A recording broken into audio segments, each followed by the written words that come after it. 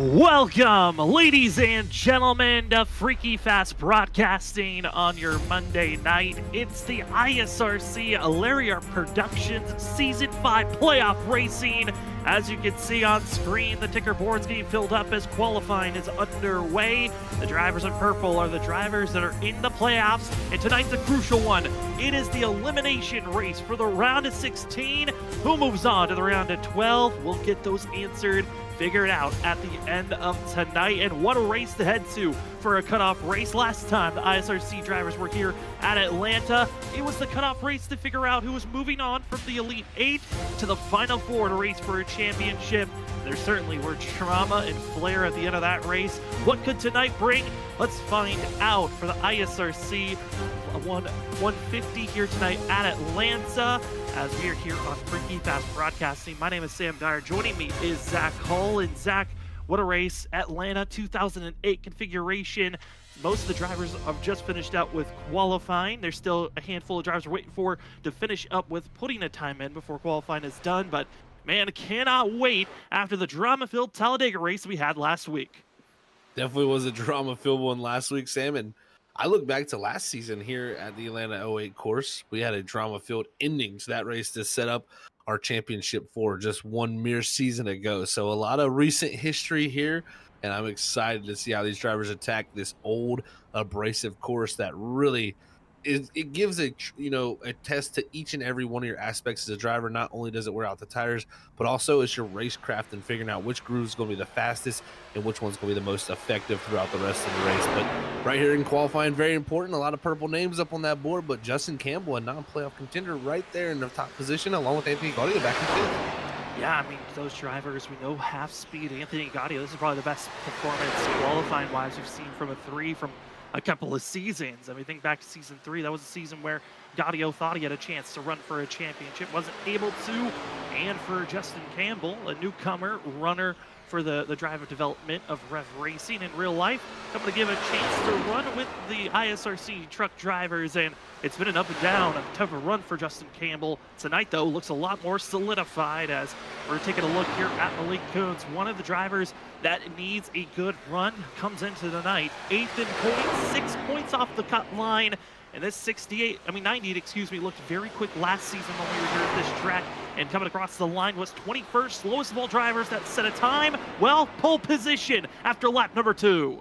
What a pickup on the second lap there, Sam. That's excellent job from the 98 team who, man, if he can go and get himself into that next round, that's going to be a huge vote of confidence for that team there in the 98 squad. But right now, watching Martin Morales try to put down his quick time here, but not sure if he's going to have exactly just enough time to get this done here on this first lap. And right now, we're already under 20 seconds to go and just going down the back straightaway. He may only be able to get this one lap in. Yeah, and it looks like he's more so. This is a setup lap. That rushes the wall there. That's going to invalidate this time for the one. Morales getting a little bit of practice of what the early runs of this course is going to be like on the outside lane. Expecting multi-groove racing at this course, as it was a lot of pack racing here last season. Gonna be the drama of the flair. Cannot wait to give it all to you here on Freaky Fast Broadcasting as the drivers are done with practice. They're done with qualifying, and it's time to take a look at our Orchid Moon Tattoo Studios qualifying results here tonight. Go to Orchid Moon Tattoo Studios on Instagram and check out their wide range of tattoos of full-colored customs, prints, paintings, stickers, and more. Again, go to Instagram and look up at Orchid Moon Tattoo Studios. Thank you for being our qualifying sponsor and taking the pole award. It's the 98 of Malik Coons trying to get himself into the next round, the round of 12. Justin Campbell, non-playoff driver, going to be in second. Nick Crawford in third, last season's champion, with Joshua Kanata, the only driver officially locked into the next round. Everyone else still has a chance to make it or get knocked out of the playoffs, as the 16 will be in 4th position. Cody Reed, who did not have a great performance here last season, going to be starting in 5th. 6th is going to be a non-playoff driver of Anthony Gaudio in the 3 machine. 7th goes to John Forbes. That of the 34 of Ren Ferraro in 8th. Christopher Norris 9th. And Danny Cochran finishing out our top 10. In the 11th position, it's going to be the 19 of Talladega, looking like he might be almost in a must-win scenario entering tonight. Starting 12th alongside him, tied in points coming tonight, is Ryan Bird, also almost in that must-win scenario. 15th is going to go to Logan Brakey. 16th is going to be Eric Stamp. 17th position going to be held by Kyle Rochelle. 18th is going to be the 6th of Justin Smith. 19th is going to be Mason Cassidy. And rounding out the top 20, it's Matt Dyer. 21st is the 23 of Tanner Johnson. Mark Whitley going to be all the way down in 22nd position for the 77. Ollie Fonseca in 23rd. In 24th is Blake Hoppy. Mark Morales Jr. in 25th. Cody Smith 26th. 27th will be Tyler Horn. Surprising names deep in the field. Mark Whitley, Ollie Fonseca, both hit with pit road violations, meaning they were not able to qualify. They'll have to get EOL to start at the end of the line. Zach, crucial for both of those drivers that can't afford really to have a bad night, but they're both in a spot where they need, if they get stage bonus points, they're locked into the next round. You're exactly right, Sam. This is so crucial right here. I mean, they definitely are going to go try to go get those stage points, but if they can't get them, it's not the end of the night. They came in here with a good points gap to the rest of the field, and I think they'll be looking to salvage that, but they can't take too much risk. They're going to be trying their best to make their way through as they'll be dropping to the rear here. And, you know, the interesting thing is for Ollie, led the most laps here last season, finished second, was probably one of the most dominant cars of the night. He'll start back there. Want to be fun to watch him not only come up through, but also last season's winner, Trent Jump. He's in 13th, so we're going to get to see some fast trucks try to drive through the field. Who's going to be aggressive, patient? It's going to be fun to watch. Tonight's race, 150 laps in total. There will be a stage work at the end of lap 60. No fast repairs, 4 extra sets of tires in pit road. Pit stop expected before the stage is done. So drivers going to be in an intense manner of how do we want to get up front and tackle this race. Other drivers that also had EOL penalties, Cody Smith, after his major caution and wreck, has been put on probation for the rest of the season, and Tyler Horn with ARCA braking sent to the end of the line. Pace cars into pit road. It's time for the cutoff race of the round of 16. Green flag is in the air for the ISRC 150. It's going to be Justin Campbell, Malik Kuntz side by side as they roar down into turn number 1. Campbell with the better launch there, actually noses ahead, heading down into turn 1 and 2, but the inside line is going to be the way to go here through 1 and 2, as Malik Kuntz will have the lead coming off of 2, but it's not going to be for long, as that 9 is going to have the momentum up on the top side down the back straightaway. As they're going to be drag racing down into turn number 3, still side by side, 3 rows deep, slightly finding themselves in line. It's going to be the drivers in 6th and 7th, but Malik Kuntz, Justin Campbell still going to be battling, and across the line, lap number 1, get it to the 98 machine. That's 1 bonus point for leading a lap for Malik Kuntz. That is a crucial bonus point, and he'll take that and definitely put that in his back pocket. Now he's going to look to clear the 9 here off of 2 and take control of this race lead, but it's going to be Nick Crawford, the one challenging the 9 machine of Justin Campbell down the back straightaway. Can Crawford try to go up here and grab a lap lead? And on that outside row, going to be the 9 machine and the 3, both of the non-playoff drivers. How do you even want to attack this race as non-playoff drivers, knowing that tonight's such a crucial night? All these drivers need to perform well when it comes to the end of this race. Early damage could be hindering you for the rest of the evening, as top 3 in line. It's the 3 working that outside groove. Curious on how many drivers are going to test that second, maybe third groove, as we're just in the first 3 laps of tonight's race. It's going to be very vital for these drivers to go up there and look for speed. This track has plenty of options all around, somewhat like a dirt track. You search around looking to find the grip. Now that outside can be a little bit, you know, it can lure you in. And really what I mean by that is it can overwork the tires too if you go up there and be too aggressive to try to make positions up. But it's a very, very fast position to be on the track, especially if you're trying to move forward early in this race. Danny Cochran in the 2 machine, driver that's tied for the cutoff line with Ryan Ferraro. Both going to be in a advance forward in any way possible type of a mode for themselves. Other drivers in front of Kyle Michelle, as well as Logan Brakey and Crawford, Malik Kuntz, drivers that need good, positive days if they're going to find themselves moving to the round of 12. And I think, Zach, coming into tonight, this is one of the closest round of ends of the round of 16 we've seen in a while. There's been other times where we've had a 3-way tie on who's going to get that last spot, but not a grouping like 5th down to 14th, being just 17 points away from one another. It really is fascinating to see just how close it's been, and it really, I mean, everybody mathematically came in here tonight with a shot. I mean, every single driver. The only one that felt safe was Kanata, of course, from the win last week to lock him in. So every single driver had something to worry about or something to gain here tonight. So it's still all on the line. again, those crucial stage points, they're going to be so important when we get to lap 60 to see who can score them and who can put those in their back pocket to maybe make that gap line not as close, because we got some really good drivers on that in that area from 5th all the way back to 14th. It's really champions, so we could see some of these champions get knocked out tonight. Very possible as we're seeing the 25 Cody Reed trying to work on the outside groove, catch up to Danny Cochran. Cochran up 2 spots, while Cody Reed, on the other hand, down 4. So already seeing drivers willing to just give up positions in the early going, while others trying to advance as quickly as they can to get into these better track positions as they're just 7 laps in. Reed has typically been one of the better drivers on the long run this season. Not surprised to see him giving up spots early at a track this abrasive, but it can bite you because sometimes getting yourself farther back here is worse than just saving the tire. So you got to be careful about how much you give up because it can get very dicey. He's right back there. You're seeing some 3 wide action. I believe that's Matt Dyer up top in the 28. He's going around the outside of Eric Stamp here in the 53 on the first straight. Haven't talked about Matt Dyer in a long time. Got to think back to those first 4 races of the season. And came back to run just the one-off race, it looked like, here in the playoffs, and hoping for a good run is the 28 machine. And other drivers of note to be worried about. GT Rosari into the outside wall. Big scare for himself and for the lead position. New driver up front. It's Nick Crawford wanting to get a lap lead for the 74 machine. This bonus point can be helpful for him. He does not want to be the past champion looking to get taken out here in the round of 16. That would be a terrible position to be in for Nick Crawford, but immediately gets that lead. How much will he fight for this lead with Willie? This is going to be the critical question here, because right now he's got on that top side, which is going to be the dominant way to hold people off, but how hard will he want to use his tires here after getting that bonus point? Still working on that outside lane and kind of giving shades back to last season.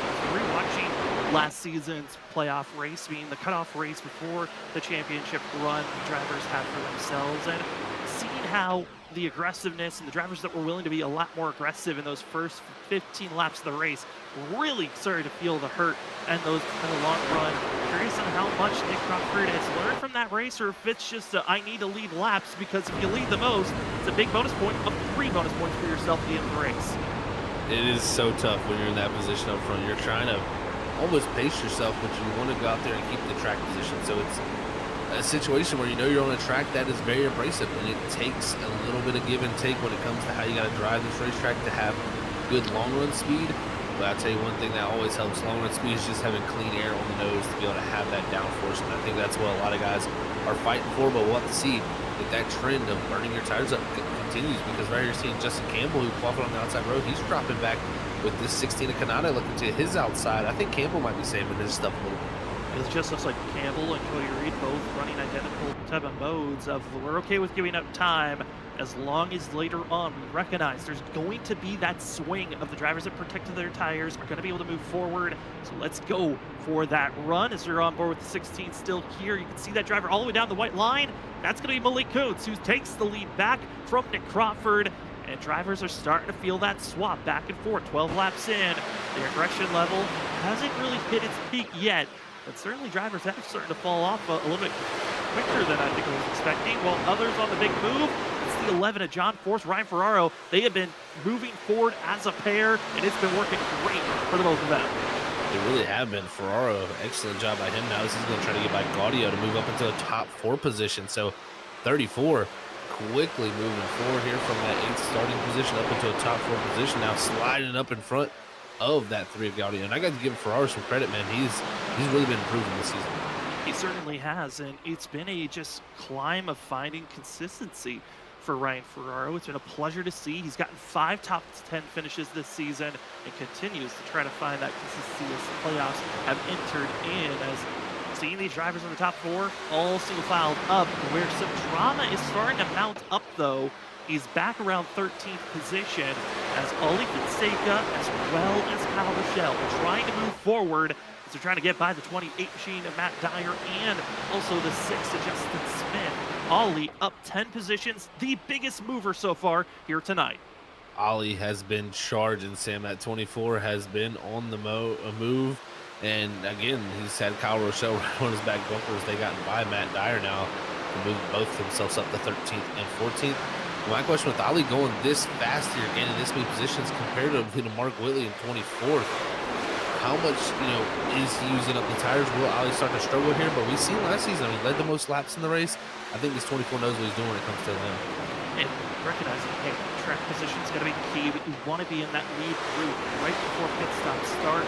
That way you can at least stay in a good position before the green flag pit stops hit for tonight's race. You look back at past races here at this configuration as we're going 3 wide. Mason Cassidy going to be on the outside. Middle lane is going to be Justin Smith. Ryan Bird as well as Tyler Dangler might be forcing it 3 wide. The 19 backs off, but certainly they are not giving up. Just back out the field, recognizing it's go time. You could be left lost of too much ground if you want to catch back up and fight for some major stage points. Big snap of oversteer there for the 6 of Smith, and he's going to wash up in the Dingler there too, as man, the 19 did a good job not to run to the back of Smith, and then Smith almost gets into him here in the corner, as now he's going to be really off the pace, allowing now not only Tanner Johnson to get by, but now maybe Mark Whitley also. So the 6 of Smith holding on for dear life right now. Mark Whitley, what a difference this season can be. Last season was so aggressive and willing to take the lead immediately from Ollie Fonseca back when they were battling, got himself into early damage trouble. Tonight, looking like a completely different driver, so patient, has barely moved forward at all since 77, and now up to 22nd place, but his competition are really aiming for those stage bonus points, which is not going to help Mark Whitley later on in this race where the points get so much closer. It really won't, and also it's going to be interesting to see what type of strategy he plays, because if we do run this green, we cannot make this on fuel to that lap 60 stage. So at some point, these drivers will have to pit. They can go just under 50 laps here tonight on a tank of fuel. So we'll get to see what type of strategies they're going to do. That's 10 laps short of the distance. I think a lot of them maybe will be looking around 30 to 35 to come to pit road. Whitley's going to really have to pick up the pace here if he wants to try to get farther up to them stage points. But I do like the methodical approach he's taking compared to last season, where he really just used his stuff up. He really did. GT Rosari trying to follow in the tracks of Ryan Bird. GT was originally up inside the 12th, 11th position at one moment earlier in the race, and got loose, pushed up on the track, lost over 8 positions, and he's on the climb. He picked those spots back is the 14, but obviously when you have big slides in the early of this run, your tires are not a fan of that slip up. Right now, drivers in the lead position. It's still Malik Coons, but Ryan Ferraro and John Forbes are on the charge, trying to catch up to this 98 machine, trying to lead a lap. And for Ferraro and Danny Cochran, this is going to be an interesting battle. Just watching the two of them on how they're going to react between each other, knowing that they came in tied in 12th in points, but coming into tonight, Danny Cochran would have had the tiebreaker. What a night it's been so far to start off for Ferraro up in 3rd, but Cochran, he's been climbing his way through from that 10th starting spot up to 4th, and no surprise, the two's been very good here in the past. Seen some good runs from him back all the way to season 1. Had a good run here in that championship race, and right now trying to hold off the 25 of Reed, who did a great job of saving it. I think did it well. He didn't give up too much time, but he saved enough to now you can see the 25 of Reed. He's looking strong here on the farther this run goes. One of the fastest drivers out on track is Cody Reed currently. Last go around, he was about 200ths of a second faster than the rest of the field, but there's some slight trouble further back. Ryan Bird, as well as others, very slow as a slide happened from that of GT Rosari and Ryan Bird making contact. The 49 and the 14, heavy damage not required, but that is frustrating for the both of them as no yellow flag was thrown. No yellow, and some playoff contenders involved in that one there, Sam. And it looked like, from looking at it myself, it looked like that 49 Bird was following the truck up ahead of him and just come across the nose of the 14, and that brought them together on that back straightaway. And it only sent Ryan Bird around, and that's why it didn't bring us a yellow out. So it's going to be Bird right now 23 seconds off the lead. Huge loss for him, but GT Rosari continues on. GT Rosari instead losing positions after an incident happening in front of him, and a driver that I brought up of, well, what is he going to do here? Mark Whitley, because of all that commotion, easily gains over 5 spots, 77 up to 17. He's trying to make the move forward as, oh no, trouble strikes for the 23 and the 7, and Matt Dyer gets clipped and sent into the outside wall as drama just continues to hamper the drivers in the back as Cody Smith just making a lack of focus, gets in the 23, who then then takes out the 28 machine. Looks like Smith, going back and look at that, Sam, he got into the wall originally off a 2 and kind of was loose, and then was fighting the car, got into the wall, getting down the middle of the back straightaway, and then came down into the 23 with Tanner Johnson, who's minding his own business, and that unfortunately clipped Matt Dyer. He slams into the outside wall, rips his whole front bumper off. Just a lot of incident there from just a simple mistake from a driver hitting the outside wall and washing into the car inside of him. Another week of ill-handling vehicle and more drivers influenced in that incident as the 7 will continue to run on. The other 2 drivers, their nights are done. As up front, still Malik Kuntz leading the way. And Zach, it felt like when we talk about the lead drivers, there was always the talk of past, not failures, but past mistakes, maybe past bad luck in other seasons. And right now, Malik Kuntz is trying to carry forward with the great momentum of some great runs that he's had this season, has found his consistency, and kind of having an Ollie Fonseca-like season of maybe a bad season last time go around. But once he gets to the playoffs, watch out for this 98 machine. Really do have to watch out for him because he is really on fire here lately. And he could be one of the drivers that upsets the balance up front. And right now, with the pace he's showing, it's been very, very strong. He does have Forbes closing in on him. But this group here that we were watching, I mean, it's all on the line there from really the 6th position trip and jump. Now Nick Crawford, kind of the bottleneck in this little bit of a long jump. Nick Crawford struggling a little bit running that top side, and that's what's making everybody very tough to pass, is that he's running up top in that top group, just keeping his momentum up. It makes passing on that bottom very difficult. Bringing back on past trends the 74 had of when the long run came around. The tires just weren't there. Nick Crawford found himself going backwards. He's working that outside lane. Joshua Kanata's trying to get by. Same for Justin Campbell off the exit of the corner, but the major runs. The 74 gets on the straightaways is what's keeping him in the fight as this grouping of drivers still right on top of one another. 6 drivers grouped up 7th back to 12th. And Christopher Norris in the 38, watch out for that machine because he's been looking very loose off the exit of the corner and inching closer and closer to Ollie Fonseca and Anthony Gaudio. Don't want to have any mistakes here as the drivers continue to race this one out. And also the question of when you want to come into pit road is starting to mount up more and more as we're getting closer to the halfway zone of our stage break. And talking about that, Cody Reed into pit road for the 25 as we hit lap 29 for the field. So stage breaks to get to lap 60. Very aggressive there, pit stop from Reed, and he was battling with Cochran for really the last 5, 6, 7 laps of that run, and I think he finally had enough of it. He said he just wants to get out there by himself, so he elects to come down, but very aggressive and early here when it comes to the pit stop. Also, kind of field over the radio, John Forbes announcing he's planning on coming down to pit road as Ferraro and others go around, and a major entry point for other drivers. Trenton Jump, Joshua Kanata following in suit. As pit stops for our playoff drivers begin, Kyle Rochelle going to be the 4th driver joining in this pack. As we can give an update on the drivers involved with that most recent incident, did not bring out a yellow. Required damage for Tanner Johnson and Matt Dyer. Matt Dyer has called it a night. He will no longer be running here. And you see that for the part-time driver. So he was the innocent victim. His night is done early. It's always tough when you're just riding along and you get clipped up in someone else's messes. Here comes the leader, Malik Kuntz. He's wasting no time. Let's go ahead and lead over to Ryan Ferraro. Going to get a lap left. What a job by Ferraro. I still can't get that out of my mind that Ferraro's up here leading this race and having really shown some pace that you have not seen from him in the past year.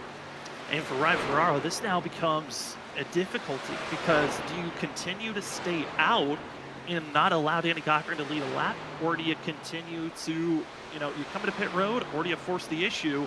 It sounds like over the radio, Ferraro thinking about pit stop this go around, going to give Danny Cochran a chance to lead a lap for the 2. That's major. That's going to keep them both at equal footing. And this is going to make points a little bit more interesting moving forward as that have seen the 34 in a pit road, the 3 man Bugatti following suit, and Logan Breaky now hitting pit road. Everybody, it's getting really busy now up here up front. And like I said, Cochran going to get the lap led. That's huge for him to bring it back to even when it comes to bonus points with that 34. But I think I like the idea of the 34. Don't wait too long here because he wants good, valuable stage points. I would not be surprised if Danny Cochran comes in the next time by, which I think he is up front.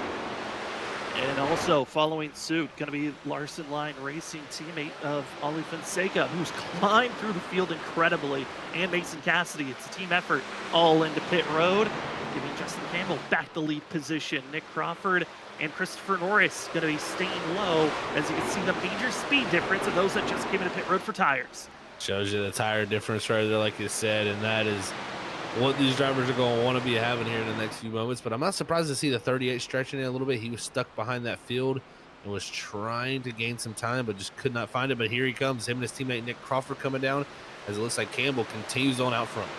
Campbell stays out a little bit longer, as Eric Stamp going to be another driver that stays out. Second place runner of Stamp, the past winner at this race. That back to season 2 when it came down to fuel strategy runs. On his way to have the fuel run workout, as that's a tight squeeze between our season 2 champ and John Forbes as they march their way past the leader of Justin Campbell. And this isn't as dramatic as last season, Zach, but still the worry of how much of a speed difference there is. The closing rate is incredible when you look at it. It really is, and that was about as tight a squeeze as you're going to get here in Atlanta through 1 and 2. Great job by driving from all 3 of those right there.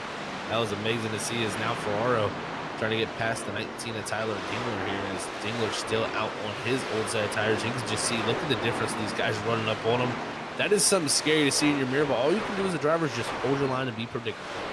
That was something that the admins kind of brought up to the whole entire league earlier this week, letting them know, hey, after the calamity that happened at Talladega between Cody Smith and the field, it was a let's try to be predictable. If you're a slower driver, run a predictable line so those that have fresh rubber can maneuver around you as safely as possible.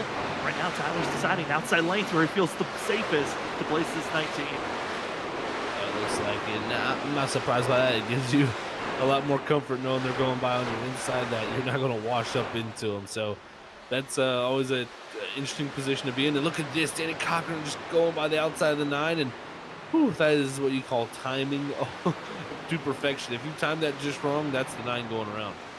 I mean, certainly mounts up your adrenaline if you hit that perfectly, but certainly a big scare if any slight mistake happens. But they continue to race on, as GT Rosario not going to be able to get a lap, let he'll enter pit road. And it seems like that's kind of the fight right now, is Justin Campbell, not playoff driver, but in the camp of the Larson Line Racing team, continuing to stay out. I'm curious if maybe that's the team order or an ally order of, hey, just stay up there as long as possible. Don't allow those other drivers to lead a lap that need a bonus point and help out to where the playoffs are running right now. It very well could be. I mean, you look at someone like Mark Whitley here in 3rd. I mean, if Campbell pits, Whitley gets past Stamp, that's a valuable point to Mark Whitley there, the lead lap, and that could very well help him. But the one thing that's interesting right here is Whitley, I mean, still about 4.5 seconds off this lead. I figured he'd have some very good pace with how much tire he saved, but still maybe just a little bit of a struggle right now, but waiting for that right opportunity to pit for that team. Setting up for one pit road will be called for these drivers, as still waiting for our top 5. When are they going to come into pit road? Being Justin Campbell, Eric Stamp, Mark Whitley, Tyler Dingler, Blake Hoppy. As the drivers that are leading those that have already made their pit stops, going to be Trent Jump, the 46 machine, as John Force is right on his back bumper, and Cody Reed, who did the early pit stop, is now falling to 3rd in line if those are the drivers that have already pitted. Let's take a look at the 31 of Blake Hoppy, just running out on track, banking on a yellow to get this track position rolling in the right direction. Sometimes that yellow is right around the corner, especially all these different strategies, different speeds out there. There's a good opportunity to see that yellow flag fly, and if it does, that's going to change a lot of people's game plan here, because they'll have to possibly think about burning another set of tires. These drivers don't really be wasting any sets. Only 4 sets in pit road here tonight. Some have already used their first sets and got 3 to work with. And with 110 laps still to go here tonight, drivers recognize this could be a long race. A lot of strategy could be also thrown in a race, where you look at the past, season 1 and season 4, the 2 out of 3 races that have ran in the past here at the ISRC Truck Series. Only 1 caution, and it was the stage break that was the yellow that was thrown. There's a high possibility this race could be a same strategy of what's the fuel, what's the tire strategy call to get myself in a victory lane. It very well could play out to be that way. And I mean, we're looking at the same thing, like you said, we've seen last season here. 1 caution, and it was the stage caution, and we very well look like that may be the opportunity. And Atlanta's a place where that's something that happens a lot. This track can spread out. You have multiple grooves that work. and that allows drivers to really race each other hard without having to really wreck each other. So it's something that makes it a little bit easier, and I think allows these guys that much more wiggle room to race. But you see right here, what would be the battle for the lead when this all cycles through is starting to heat up. John Ford's trying to get set up for that lead position, get a point for leading the lap. Trent Jump thinking the same thing, but will even have that lead position as Malik Boots, even with an Ollie Fonseca approach from last season, waited 2 extra laps when for these other drivers that have already pitted to have the tire advantage and to fight back. And now it's the 98 who dives down low, trying to make this pass as Tyler Dangler makes his way into pit road, leaving us with a total of 2 drivers. Blake Hoppy now makes his stop. 2 drivers still out on track, needing to make their first pit stop, being Justin Campbell, Mark Whitley, and into pit road. Troubles for the 31 of Blake Hoppy, who finally gets his truck faced in the right direction as he was into pit road. This is actually a really tough pit road to get onto. It's first off, very low grip when you get onto the apron there, but it's also very bumpy, and this old surface, I mean, it just is very tricky as the angle is not the greatest either. So it's very common sight to see people wreck when you come into entry here at Atlanta. Tough for Blake Hoppy there, though, as he did get into that inside wall and get a little bit of nose damage from that. Great to see that damage mounting up, but the field continues to put on a great show out on track as Justin Campbell still leads the way. Non-playoff driver, as all our playoff drivers on that ticker board are in purple. 16 drivers enter tonight's race, but only 12 will continue on in the playoffs. Coming into the night outside of the playoff window was Tyler Dangler and Ryan Bird, who are 14 points out from the cut line. GT Rosario, who is 7 points out from the cut line. Ryan Ferraro and Danny Cochran both tied at 0, tied for 12th place. That means one of them was going to be outside looking in, and that was going to be Ryan Ferraro coming into the night. But it's been a great run by the 34. A couple of other drivers struggling here this evening with GT Rosario, Logan Brakey, Tyler Dangler, Ryan Bird. Those 4 drivers need to pick it up before the night's done. Otherwise, they could find themselves in a position of not moving on to race for the next round of the playoffs. Always want to be moving on to that next round. That gives you your shot to go win that championship. And what's continuing to go on is Campbell and Whitley both still making laps. Whitley closing in actually pretty considerably quick to Campbell, but how long will they push it? I mean, like I said, they can go almost up towards of 50 laps here, so they got about 5 more laps of fuel left. The thing about it is those are giving up so much time, they might have a chance to be, a lap down and not get it back before we get to the stage break. I mean, this is such a different Mark Whitley than what we've seen in the past. I mean, at this point in a race, usually we would see the aggression level already ramped to 100 for Mark Whitley. He's starting the back half of the field, trying to march his way forward, have the track position, and instead, he's out here gambling with a lot of strategy. He only had a 14-point buffer coming into the night, and he's not going to be getting stage points. This is going to be tough for Mark Whitley as the gap's just going to shrink going into the rest of this run here this evening, as we find ourselves just being 13 laps before our stage break is done. Top 10 drivers get stage bonus points. You win this stage, you get 10 bonus points. Second gets 9, third gets 8, continues to dwindle down till 10th place only gets 1 bonus point, which are going to be crucial when you look at the end of this race. It really will be. I mean, we've seen before, tiebreakers are very, very common here at ISRC, so don't put it past us to have one of those needed tonight to get to see who the 12 drivers moving on to the next round will be after this amazing race so far. Just great green strategy going on right now. As we see John Forbes trying to work with the lead codes. Codes is in this position of, once its pit cycle's completely through, should be the lead driver and taking back that point where he was at before this pit cycle began. And this 98 is looking very confident and comfortable up front. Looking at other drivers, though, that are on the charge. Danny Cochran in the 2 machine. He waited, patient on the tires, freshens the tires of those that are inside of this top group that we're looking at. And this 2 is trying to figure out how to get by Trent Jump and Cody Reed, as he'll be forcing it 3 wide, looking on the exit of turn 4. Instead, it'll be 2x2 between himself and Cody Reed. Trent Jump's got to be careful here as this 2 machine looks very strong, and Justin Campbell into pit road as Mark Whitley finally gets to have the lead position. Mark Whitley going to get that valuable bonus point as Campbell had to bring it down, but Here's Danny Cochran. I mean, he's being aggressive with trying to make it happen. Is almost into the rear bumper of the 46, who's sliding off a 2. Can Cochran make it happen, though, here on the bottom groove? This is where it's tough. Is now Mark Whitley. You can see on our screen, he's taken himself down the pit road. As I can confirm, Cochran did make the pass on jump. Now moves him up to a net 3rd position here.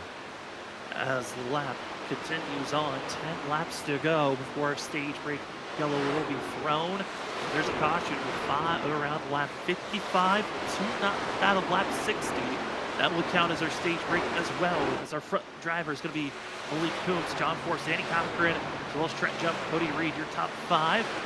Two of the drivers with the freshest of tires, and in this grouping, but the 2 is really working those tires to perfection on the way that he's moved up to 3rd place and able to be in front of the 34 Ryan Ferraro, which Ferraro's all the way back in 8th position. This 34's got to help for a little bit more help if he wants to move on to the next round of the playoffs. As the 2 Danny Cochran, season 3 champion, trying to put on a championship showing here this evening. That they are here, Sam. This has been a fun battle to watch, and with Campbell and Whitley coming to pit road, I can confirm both those drivers, I believe, just splashes on pit road. No tires taken from them.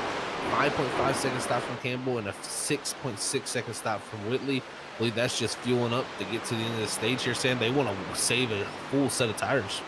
Yeah, let's say a full set. But for Mark Whitley, also for Campbell, they're going to be in a tricky spot because they could be finding themselves going a lap down for the both of them if they are not careful after the way that they just splashed and go and how much time's left in this stage. It's going to be very close between the 2 of them as Danny Cochran to the inside of John Force trying to make the pass for 2nd place, as they're going to go 3 wide as Blake Hoppy sticks it to the outside wall and lets the lead pack go. Here we go. Now Danny Cochran needs to get this pass done quickly because he wants to have an opportunity to go run down Malik Kuntz. This may be his chance because with those fresher tires, it's made passing that much easier for him. But right now, having a tough time to just get the power down on the alongside this 11 as the 11 holds on strong. It made it easier to get to this point, but the tires have now started to plateau a little bit between Danny Cochran and the rest of this group. We had a 2-lap advantage over Malik Kuntz, a 3-lap advantage over John Forbes, and a little bit too aggressive as he goes up to the outside wall. Crossover move by John Forbes, and Forbes takes the 2nd place position right on back. That was something Danny Cochran did to the 46 at jump where he just drove it in the 3, slid up in front of him, and he could never get it slowed down at that point. That right there would concern me with that right front tire because he's probably overheating it now, but just really sending it into that corner that hard. Aggressiveness is starting to backfire as now Cody Reed going to be side by side. As Danny Cochran might have to just settle for 3rd place. Not a bad place to be points-wise when you look at where all these drivers are lining up. It's certainly a scare to have at this moment of the race. Everyone is just putting the pressure on where their tires going to be at currently. And an update on Mark Whitley and Justin Campbell on their tires. They're actually running pretty equal distance when you look at the time-wise to Malik Kuntz. They're running just as quick. The plateau factor has even equaled out to drivers that are on 50-plus old lap tires to those that are on 20-lap old tires. It's pretty much that factor, Sam. Yeah, you get halfway into the run, you start running about a 33.1 to 4. Anywhere in that range, I've noticed from a lot of these drivers. Campbell right now, 33.66. Whitley, 33.40. That's just showing right there. I mean, they're only a 10th or 2 off the leader. That's not enough to go a lap down, so they will be able to make this work with the opportunity to save the set of tires. But if we don't get a bunch of cautions, those tires they saved are going to be for nothing. Yeah, that's the difficult thing. We already had a couple of incidences that could have potentially brought out a yellow that would have changed this race during the stage run, but instead did not bring out a yellow flag. It would continue to stay green as Malik Kuntz trying to grab himself another win this season. He got his first ever ISRC Truck Series win back at Dover. Trying to get it here at Atlanta. 2 tracks that are known for really using up the tire rubber. And it has been a class act showing by this 98 machine who's trying to continue to pull away. And behind him, battling going on for 3rd place, continues to get a little bit aggressive between Danny Cochran, Trent Jump, Cody Reed. They get in line, but watch out, here comes Nick Crawford, who's going to be in the mix, trying to gain some extra points. He gained a ton of time on these guys, Sam, because they're 3 wide in 1 and 2. All 3 of them, Cody Reed on the bottom, Trenton Jump in the middle, Danny Cochran up top. All 3 was just ripping the corner, and it really slowed them all down. That allowed Nick Crawford to get the gain on him, and Crawford with the freshest tires of this group. Let's see what he's able to do, because he suffered on that long run. Maybe now going to reap the benefit of staying out just a little bit longer. To have himself a 5-lap advantage over Cody Reed, a 4-lap advantage over Trenton Jump, and just a simple 1-lap advantage over Danny Cochran. But with the different lanes that are being used, they're slowing each other down. The big run Nick Crawford's about to have here, he's got a huge decision. Be quick. Where do you want to place yourself? Because you only got 1 lap to gain some positions, or do you salvage your vehicle for later on in this race? This is the risk versus reward here for Crawford. He knows the position he came in here tonight. Didn't have to do anything crazy special, just needed a good run. He might not risk too much here, as he knows this group right here, they're going for it. Reed almost looking the 3 wide to the bottom. Huge block by Trenton Jump. He doesn't want to lose any more ground. Nick Crawford to the outside lane, side by side with his teammate. Winning the stage is going to be Malik Coons, but drivers have to wait until 10th place crosses the line. That's when the yellow flag will be thrown, which is going to be Anthony Gaudio. They continue to stay side by side, and there's the yellow in the calming down phase for the drivers as they were 2 by 2, battling for 4th, back to 6th place. What a finish there to the stage. Malik Kuntz, though, just properly fast. That is exactly what that 98 looks to have. And, I mean, looking kind of similar to Dover here, Sam. I mean, very similar. The dominance is showing for this 98 machine, and that will be your Team Watson Racing setup stage break for the drivers. Top 10 drivers getting stage points. As we'll wait until they're about to enter pit road, there'll be a better showing of who's getting which points, which crucial on who gets major points or not. Looking at drivers that really needed them. Danny Cochran, major boost for himself. Same for Nick Crawford and Ryan Ferraro, at least getting some points to assist himself. Ali Fonseca missing out by 1 position on bonus points, but I think the biggest loss might be Mark Whitley, all the way down to 21st position. Zach wasn't able to gain a lot of track position, went with a little bit of gamemanship on how he wanted to play this stage. Didn't work out as well, but we'll see if he can come back from this momentum. I like the idea. The idea of it's nice, but I think the issue for them is, if we haven't had a yellow yet in this race other than this stage break here. If we don't get yellow flags, those extra set tires are going to matter none, because this race right now, pretty much 90 laps to the end under now. It's a 1-stop race. We can make this on 1 pit stop. Everybody has plenty sets of tires left. I understand that the idea of saving tires, but I think this one might have just been a little too over aggressive with saving. Might have been just a little bit over aggressive, but the drivers recognize what's on the line as everyone into pit road for tires and fuel. As Blake Hoppy expected to get the wave around for the 31 machine. As drivers are exiting out of pit road, curious on who might be trying some strategy calls. Does everyone just stick with the 4 tires and fuel? And it looks like that's going to be the pick, as John Forbes going to be marching his way into 2nd, Trenton Jump 3rd, Nick Crawford going to be in 4th position. And drivers going to have to spend some extra time in pit road because the extra damage picked up. Ryan Bird going to be staying in pit road for extended time, as well as Cody Smith. And we're caught up in some of those wrecks earlier in the race. As Malik Coates going to find himself as our winner, going to be out of pit road. Let's see if we can talk to our stage winner here tonight and get a sense on how the 98's feeling points-wise as we queue up this I-98 machine. Malik Coates, it's Sam and Zach up at the booth. You got us? Yeah, I got you. Well, Malik, looks like utter dominance. You've got the speed, you got the pull, leading the most laps so far and being the stage winner. Man, how are you feeling out there on track? It feels pretty good. I felt like I had a decent shot at this race, but it's kind of tough just knowing what race pace you're on, because you can burn your stuff up pretty quick here. So that's the biggest problem, just trying to find a pace and keeping it consistent. Yeah, that's kind of the question that I was going to go down, Malik, is how do you really determine that pace? Because it's so tough. I mean, we've seen guys that charge up through and then they really start to drop back, but it seems like you really timed that well to not use up your stuff, but also have the pace to not give up track position. You just get a feel for when you're working your tires to the center, and it's kind of more of a feel thing. I might overwork on one corner and I'll try to back up the next corner to compensate for it. Well, Malik, you've been looking mighty fast up there up front. How are you feeling for the competition around you? Do you feel like there's anyone that you're feeling is a threat, or are you overall feeling pretty confident for the rest of this run? I feel like John and Forbes and Trenton were both, right there, and I was actually kind of questioning whether I was going to get back around them or not. But I mean, there's anybody in this top 10. It seems like they have speed. Well, Malik, great run. Congratulations on winning the Team Watson Racing setup stage, and good luck for the rest of this race. We hope that you make it to the next round of the playoffs. Thank you. Well, that is going to be the 98 machine of Malik Coates. Going to be able to talk with them. Zach, anything interesting while hearing from Malik there that makes you curious on how the rest of this race might attack? Well, the one thing I heard from him is he seems very calm. First off, he doesn't seem very worked up, and that's what I think you got to have here in Atlanta. And he talked about knowing how and when to go. He seems to figure that out, and that's the one thing I would be concerned if I'm Forbes and Jump and Crawford here in these top 4 positions is saying, hey, how do we stick with this guy on the long run here? He's been able to be quick on the short run, but also be able to know when to start to stretch it out, not to use up that stuff in the middle portion of the run. We've had that stage break. We always talk about what you can learn from it. Well, now it's time to apply what you've learned, Sam.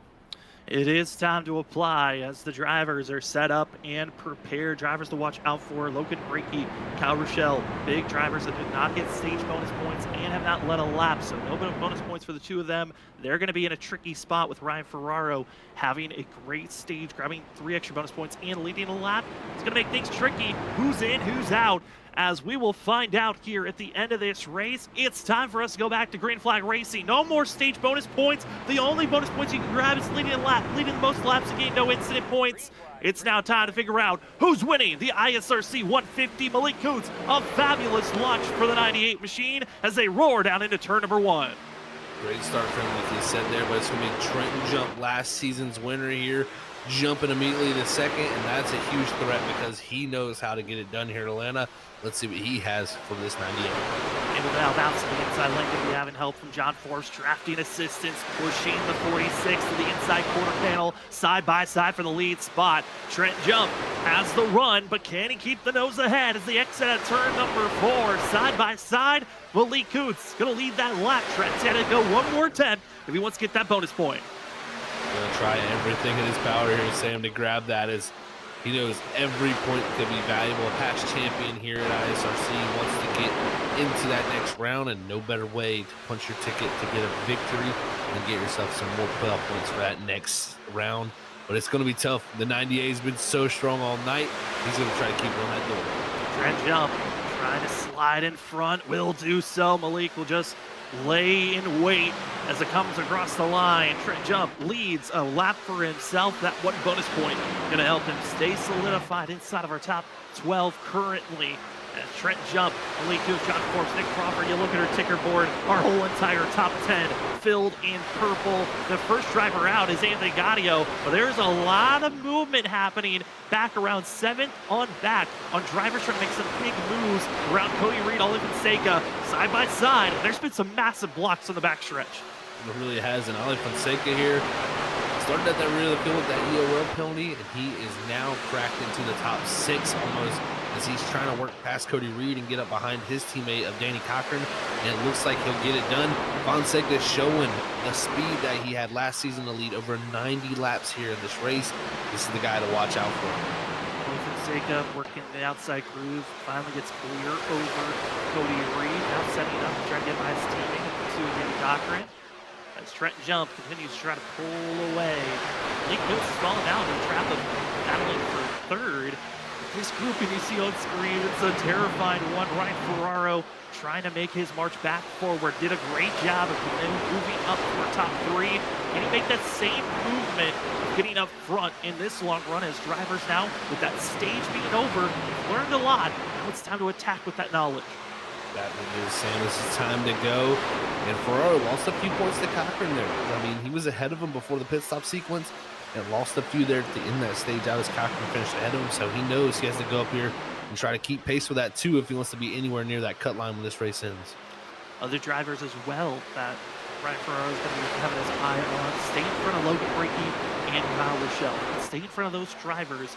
That's going to allow the 34 to stay in a position to move on to the next round. As you see, those two drivers didn't get stage bonus points for either one of them, Zach. And with the bonus points that were grabbed by Ryan Ferraro and by Danny Cochran, it's going to push Kyle Rochelle actually down to outside the cutoff spot. The 21 is in the biggest danger currently. That it looks to be, and he's battling with another driver who's right near that line right above him, and that'd be Logan breaking the 29. So it shows you, man, everybody here is trying to fight on the move onto that next round, and they're all near each other because this is the cream of the crop, man. It's rising to the top, and right now everybody showing they're willing to risk it to get any little point to push them through. Logan Breaky coming off of his second place finish last week, just thinking if he had won last week, he could have been saying, hey, I don't have to worry about this pressure. Instead, comes into the next race, the pressure is still there for the 29 machine. Here we see Christopher Norris right now back in the 15th position. It seems like the 38 once again giving up track position to save some tire. The 38 came in here with a decent, points delta to where he can have a safe night and get through to the next round. But still, surprising to see this 38 kind of riding here in the mid-pack after the speed he's shown throughout this season. Is right now we got a battle for a lead up front. As it looks like John Forbes trying to make a move on Trenton Jump. John Forbes inside, side by side through 3 and 4. Wasn't able to keep that position. Instead, we'll try to attack once again. Center of 1 and 2. Into the throttle is the 11, but just can't get that same run that the outside group can give you. As we're still in the decent early portions of this run, these drivers have been green for the past 8 laps. Means that there's still some tires left before you to make these big moves for the rear end. Wants to slip and slide behind. Malik Koontz, he's still tailing, and that 98 machine is one of the fastest drivers out on track right now. He's waited for this moment. Watch out for Malik to tack back. I love what he's done, Sam. He doesn't, he gives up the lead and gives up a few spots, but he doesn't give up more than really he needs to. He doesn't give up 5, 6 positions. He gives up 2 or 3, and that allows him to be able to be in position still to use those tires when he saved them. So the 98 really doing a great job of not only keeping track position, but managing his stuff. I think it's a matter of time before he starts to move forward on these front 2. Trying to make this push forward the best that he can. Currently, John Forbes in line. They're just slowly chipping away at this lead. Top 6 drivers, all within a second of one another. It's Ryan Ferraro in that 6th place position, trying to stay attached to the 2 of Danny Cochran from both these drivers. It's been a stick together when you start the race or the restart. Pit road, though, seems to be the crucial moment on how these drivers are going to either move forward or fall back, as we saw in that first stage. It really can be. The timing, not only of that pit road pit stop, can be huge also. So we'll see when they elect to do that. I expect pit road to get somewhat busy around 105 to lap 100. That 5-lap range there is we'll put these drivers right in the window to make it. So right around 101 is when they can make it on fuel. I think 105 will be the range where live drivers take it to. As the field is still single filed out, it's been a good one so far. As we've crest over the halfway marker of this race, thank you so much for joining with us here on Freaky Fast Broadcasting. It's playoff racing action that you're seeing on screen, but we are going to take a quick commercial break. When we come back, more aggressive racing. Who's going to find themselves in the victory lane and moving on to the round of 12? We'll find out. It's the ISRC 150 at the 2008 configuration of Atlanta. We'll be back after this for more playoff action for the ISRC Truck Series.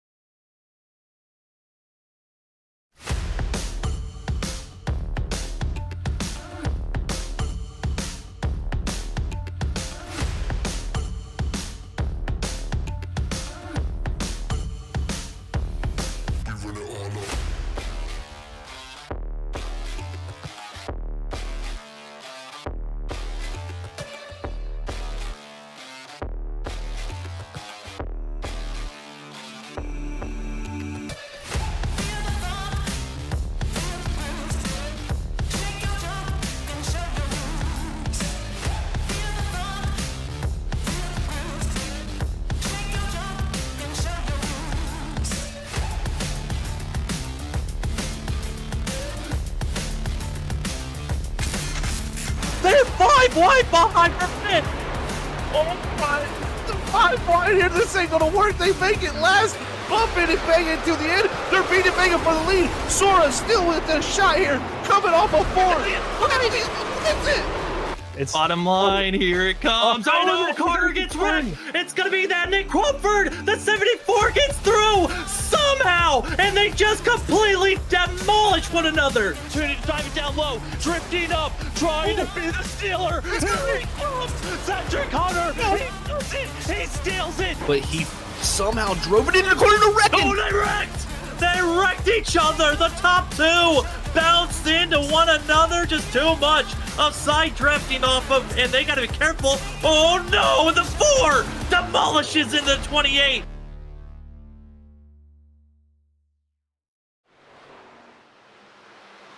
Welcome back, ladies and gentlemen, to the ISRC Lariat Productions Truck Series. The drivers are starting to feel the pain. The tires fading away. Those that pushed too aggressively on this last restart are now fading backwards. Those who were patient, well, the fight is on to take all that track position back. As you're watching the ISRC Truck Series on Freaky Fast Broadcasting, my name is Sam Dyer. With me is Zach Hall. Zach, these drivers are starting to ramp up. A couple have made some mistakes under that commercial break, but it is certainly giving us a great show to watch now. It really is. These drivers are putting it on the line, as they would say. Let's look at this, the 34 putting the door. He's putting pretty much the 34 on the right, or the right front of that 25, just pretty much risking it for everything right now. And this has been so fun to watch. These tires are starting to age. The one thing about this run that's different than our first set of runs, these drivers are going to have to take it upwards of 45 laps on this run here, Sam. Instead of that 30 to 29 range where most drivers were pitting, we're going to get to see a full run here, and that's where the tires are really going to start to show. Do you think maybe the drivers forgot they had to do that full run? Because they're looking like they're running like we have another stage break in the next about 30 laps or so. It is very chaotic on how these runs are going. They're going from 3 wide down to 2 wide, giving each other space for some, the others taking every advantage possible. And currently, Sean Forbes is taking the best advantage of all this chaos as the 11 machine is up front. Trent jumped to his rear, and then it's David Cochran in third. Malik Moose, we thought was going to be moving forward right before we went to the commercial break, has actually lost the spot. 98 has not been able to take that track position back. Instead, it's Ollie Fonseca who might be taking 4th back, and the fastest driver, the one that was on everyone's radar to watch out for, Ollie is on the move.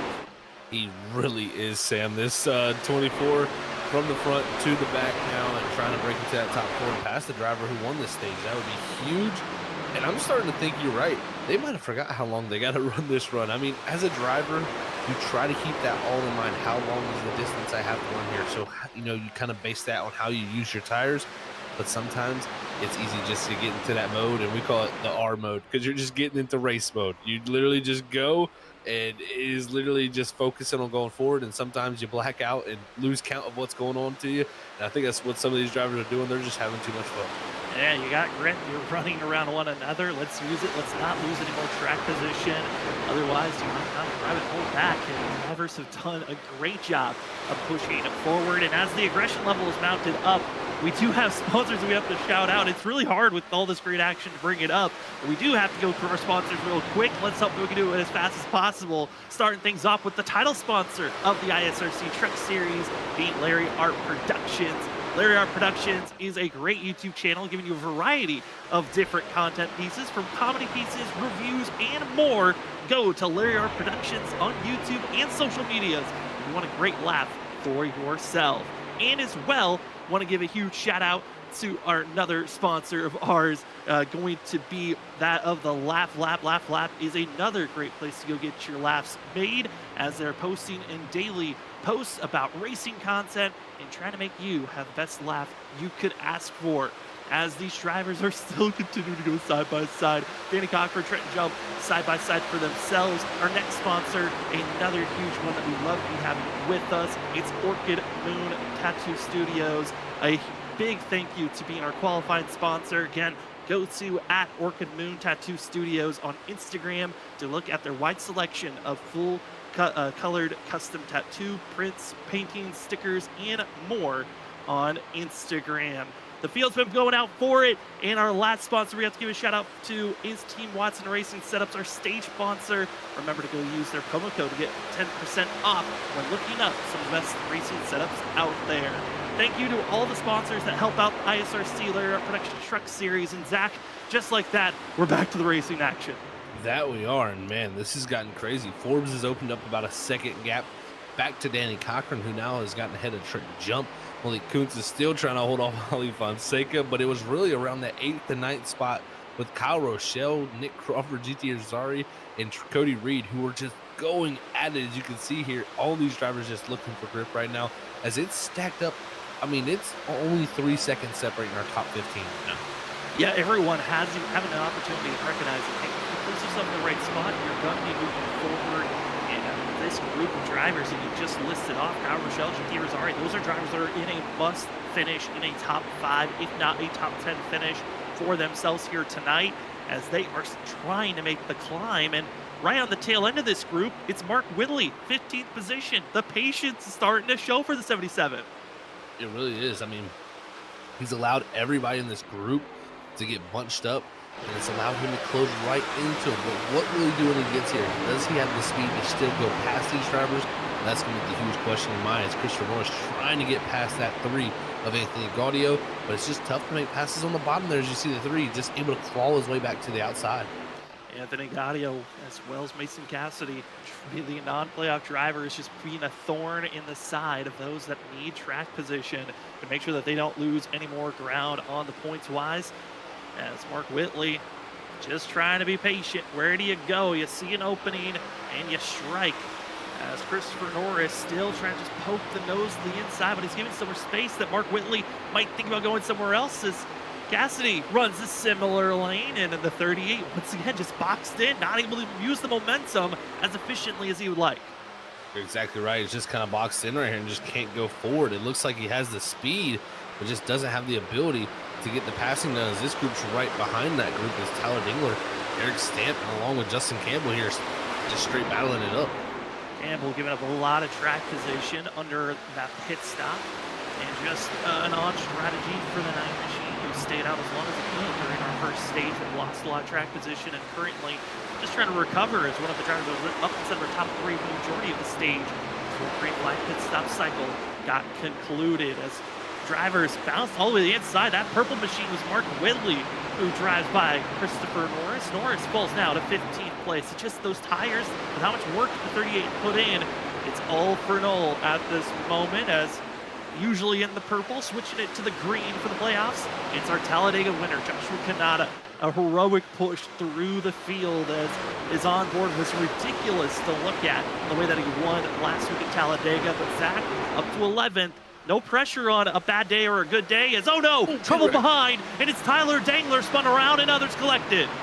Just seeing that out the back corner of my eye there, Sam, and man, off of 2, looks like Stamp coming up into the 19 of Tyler Dingler, and that put Justin Campbell, the 9, into it, Logan Brakey, and also I believe the 6 of Justin Smith there involved in this. Is a couple trucks badly hurt from damage here. Badly hurt, and other drivers piling in late, as Tyler Horn looks like the 26 is going to get another ARCA brake penalty, as well as Tanner Johnson with the way they rolled into that incident after the fact. Saw there, that's the crunch from Tyler Horn, just no regard for other drivers. Yeah, right there. Maybe we should have seen that one coming there a little bit, but we'll see here that 53 has it locked down up against this wall. He's just hanging out, and hello, Tyler Horn. There he is. He's going to get a good little head-on collision there. As yeah, that's just adding to the damage right there, and the money, or the damage total for these guys to get it fixed. May need a sticker on that front bumper that says brake is optional for some drivers sometimes, as that is going to be our second caution of the night as the field comes into pit road, gets service done. That caution, now with Tyler Dangler, who is practically in a must-win scenario, his night could be over, Zach. And a playoff run where, if you think back to last week, Tyler was in such a great position to gain a lot of points, didn't work out, and it looks like his ultimate goal of getting out of the round of 16 once again could be snuffed out. That it could be, man. This is going to be an interesting scenario here with the timing of this yellow here, Sam. It's going to be about fuel. Fuel is what's going to be important here, guys. We're right here almost at 50 to go. Just crossed the line to start 99, so it's 51 laps to go. You can go about 49 on a tank of fuel. We're going to have a couple caution laps. This should be right on the edge of the fuel window. I mean, if you're the front runners, it's hard to take that gamble. But if there's people further back, I'd imagine you're coming in and topping off. There is no reason why you don't come in and top off with one coming to the one to go marker, just to make sure you got that little bit of extra fuel to work with later on. I'm curious on how many front runners might take that same gamble. It's going to be questionable. You got to have all these strategies in mind. You cannot, this is what preparation is. It's not all the time about putting laps in and getting the line down and getting all that down. It's about getting the strategy ready too, being ready for situations to throw that audible call in and say, I need to save fuel at this point because I know if I do, I can stretch this out and make it happen. You might even see a few drivers come top off just knowing the range of where this may play out. So this is going to be fun to watch. These drivers are going to be in a sticky situation if this does go green. Well, caught up in earlier incidences, Blake Hoppy's going to come into pit road, top off on fuel. Same for Mark Morales Jr. But they've got one more opportunity to drive around, top off this go around as the one to go marker has not been given to the field. Should be the next time they pass on this go. Which, I mean, Zach, if you're one of these drivers up front, do you even think about making that chance? Horse track position just too crucial because I like this call from Mark Morales Jr. The one, maybe trying to get some redemption from earlier in the season when he almost found himself in victory lane under our second race at Las Vegas. I think if you're up here, Sam, there's really no way you can come down and top off. Martin Morales, no brainer for that team. No pressure, nothing on the line here. Come down, give up a little few positions that you had and get that car topped off, and you're going to be in a really good spot to be able to stretch the fuel all the way out to the end of this race with no issues. But if you're up front, I think you just got to plan to save a little bit of fuel. You got to utilize under this caution, cutting the truck off, rolling around the most amount of time, and not using that throttle pedal to power you around this track. You gotta be very, very smart, and this is where the racecraft is going to come in with the drivers who are just able to play it just correctly and have just enough fuel to make it to the end. Because when we do go green here, it's going to be 49 to go.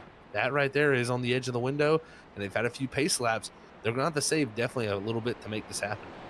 Drivers that did top off on fuel, Justin Smith, Justin Campbell, as well as Blake Hoppy, going to get a little bit of a splash before we take off for another run. Mark Morales, also part of the grouping, topped off a lap prior, but doesn't want to give up even more track position for the second top off. As the field is prepared, it's going to be less than 50 laps to go when we go green. These pace laps are crucial, but if we get another caution, throw all that strategy out the window on fuel, and now we'll turn into a tire strategy call because the majority of the field have already came into pit road 3 times. They've only got one more set to work with for the rest of this race. Zach, that's going to be tough unless you're Mark Whitley and Justin Campbell that have been working with that extra set. They've got 2 still to work with here tonight. So the gamble of not taking a set earlier in the race could come back to help. But let's get back to racing action as the ISRC 150 is back underway. John Forbes, Trent Jump, as well as Danny Cochran roaring down into turn number 1. Great start here for the front drivers up in this front group as Forbes didn't like seeing that yellow, had a gap. Now he's going to have to fight because Danny Cochran is here. The 2 wants to have a shot to go win himself another championship here. Wants a chance just to move on to the next round. Round of 16 here tonight. It's the last race of this first round. We'll cut it down from 16 drivers in the playoffs down to 12. There are some pressure and some mounting up of who's going to find themselves up front. And John Forbes, Danny Cochran, drivers that have assisted one another in the past seasons, now on different teams and different alliances that have not been practicing as much together. And the 2 taking the lead position with ease, as now we'll see if Danny Cochran's got the pace to pull away. Trouble for Nick Crawford. Big slide for the 74. Way down off the apron for that 74, but he gets it back up onto the track right behind Mark Williams in the 11th position. And see if he can regather that truck up, as it looks like he'll be right in front of his teammate Christopher Norris. But everybody going pretty fast here to start up this run, Sam. I wonder if they're not worrying about that fuel. Fuel doesn't seem to be an issue, as we're going to stay 3 wide. Anthony Gaudio on the outside lane, Nick Crawford stuck in the middle, and on the bottom, team teammate of the 74. It's going to be Christopher Norris moving forward for themselves. As a big scare happening further in the field, Justin Campbell as well as Ryan Bird between one another. And it's Bird who's going to have his front nose clipped by the 9 machine, but he came on the outside wall, but he stayed green as the field settled back in. It's still a long race before this one is over. That it very much is. And, you know, if you're John Forbes or Trenton Jump here, do you just ride in the draft and the driver up front? Let Danny Cochran break that draft, because that does have an effect on fuel mileage itself. So, you know, you could sit here, save a little bit of tire, and hang out behind this driver up front, allowing you to get better fuel mileage. That very well could be your opportunity to try to have an opportunity to go all the way to this race to the checkered flag. I think the one driver, though, that we have to circle has got to be Mark Whitley in the 77. He's now moved up to 9th place. Going to be trying to work on the inside, but Mark Whitley seems to be awoken. That aggression is starting to bounce up. He's moving forward now quite efficiently on every position he wants to take.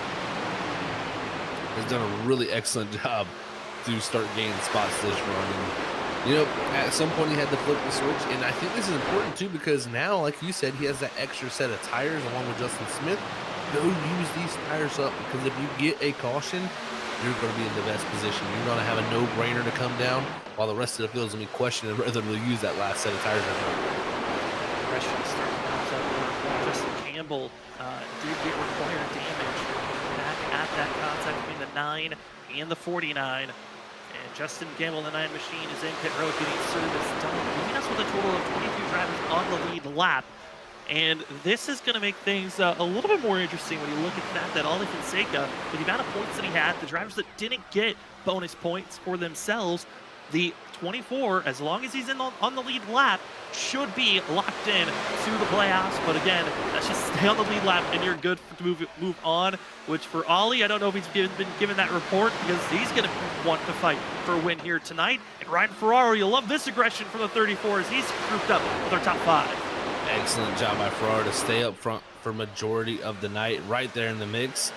And like you said with Ollie, I don't think there's no thought of staying on the lead lap. I think it's all about going to get this victory here, because that 24 knows what he lost last season here. He wants to take that opportunity and grab hold of it and get that victory that really he felt like should have been his. So we'll see if he's able to do it. But right now, he's got 3 fast trucks right ahead of him. As more drivers, after the most recent incidences, have called it a night. Joining with Matt Dyer, Tyler Horn, he's now officially out of this race. Justin Campbell has just called it a night. Eric Stamp, Tanner Johnson still in pit road getting repairs done for themselves, but expected to be out back on track, maybe with 20 laps to go as the field continues to rage on. GT Rosari, Kyle Rochelle, Malik Kuntz, Mark Whitley. A lot of different storylines with this grouping of 4, as GT Rosari and Kyle Rochelle need to grab every point possible to make sure that they can find themselves in the next round. But everyone up front, they're starting to feel that aggression mounting further and further up as the field is starting to feel aggression, and our leaders are making contact. John Force, Danny Cochran into the outside wall. It's the 2, the 11 holds on, and that's going to allow Trent Jump to take the lead position. But for how long? Because Ollie Fonseca's hunting and hounding.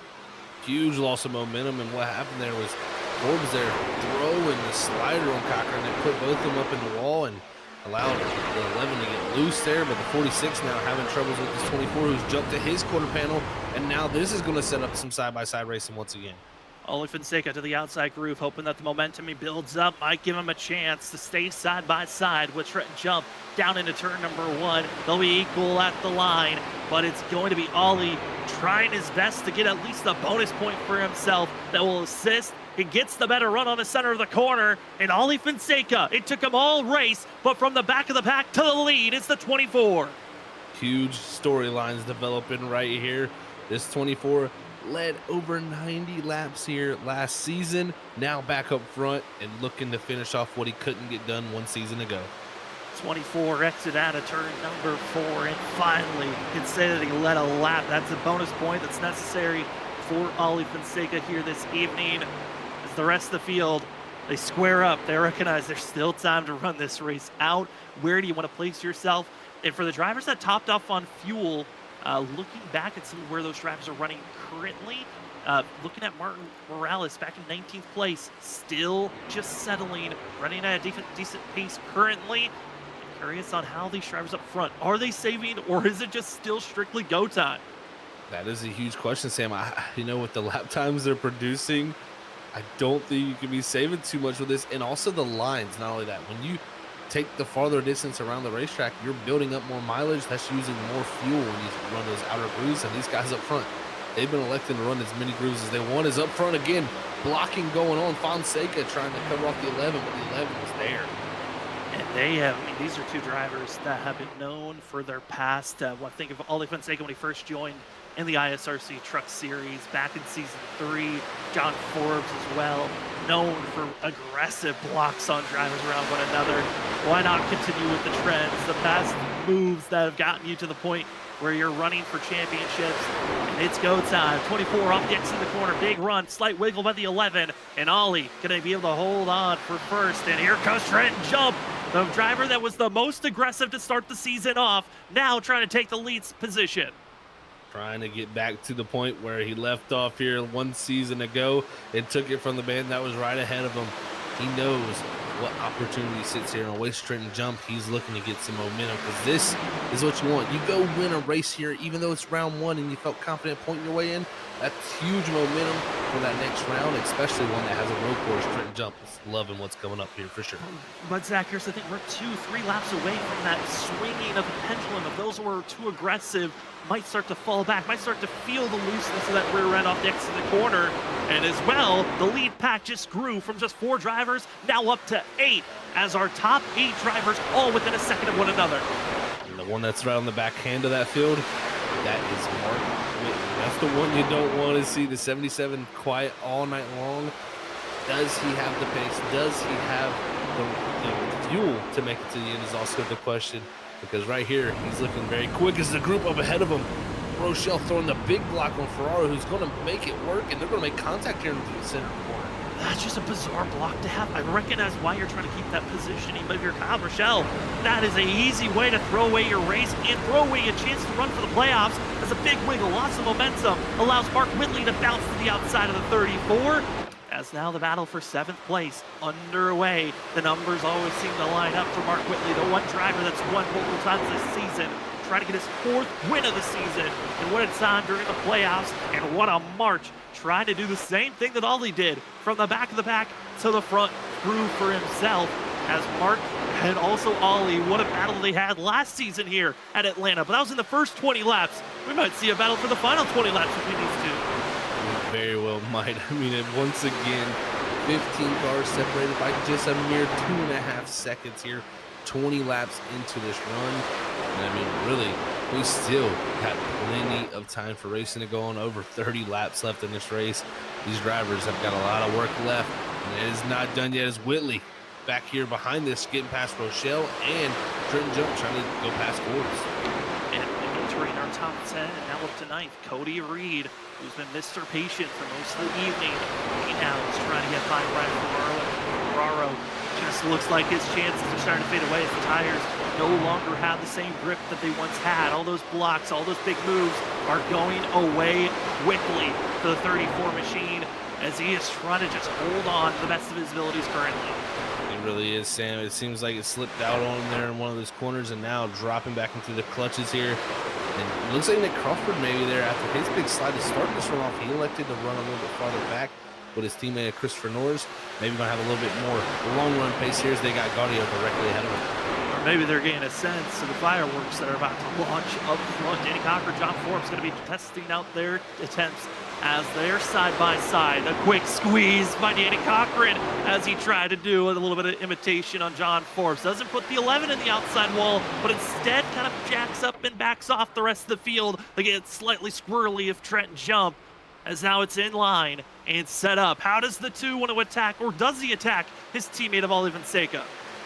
The aggression level is picking up for sure. And even GT Azari in the mix, Mark Whitley, Kyle Rochelle. There's 7 trucks that are all here racing for a lead position. If one truck has a big slide and has to check up, they're all going to be wrecked.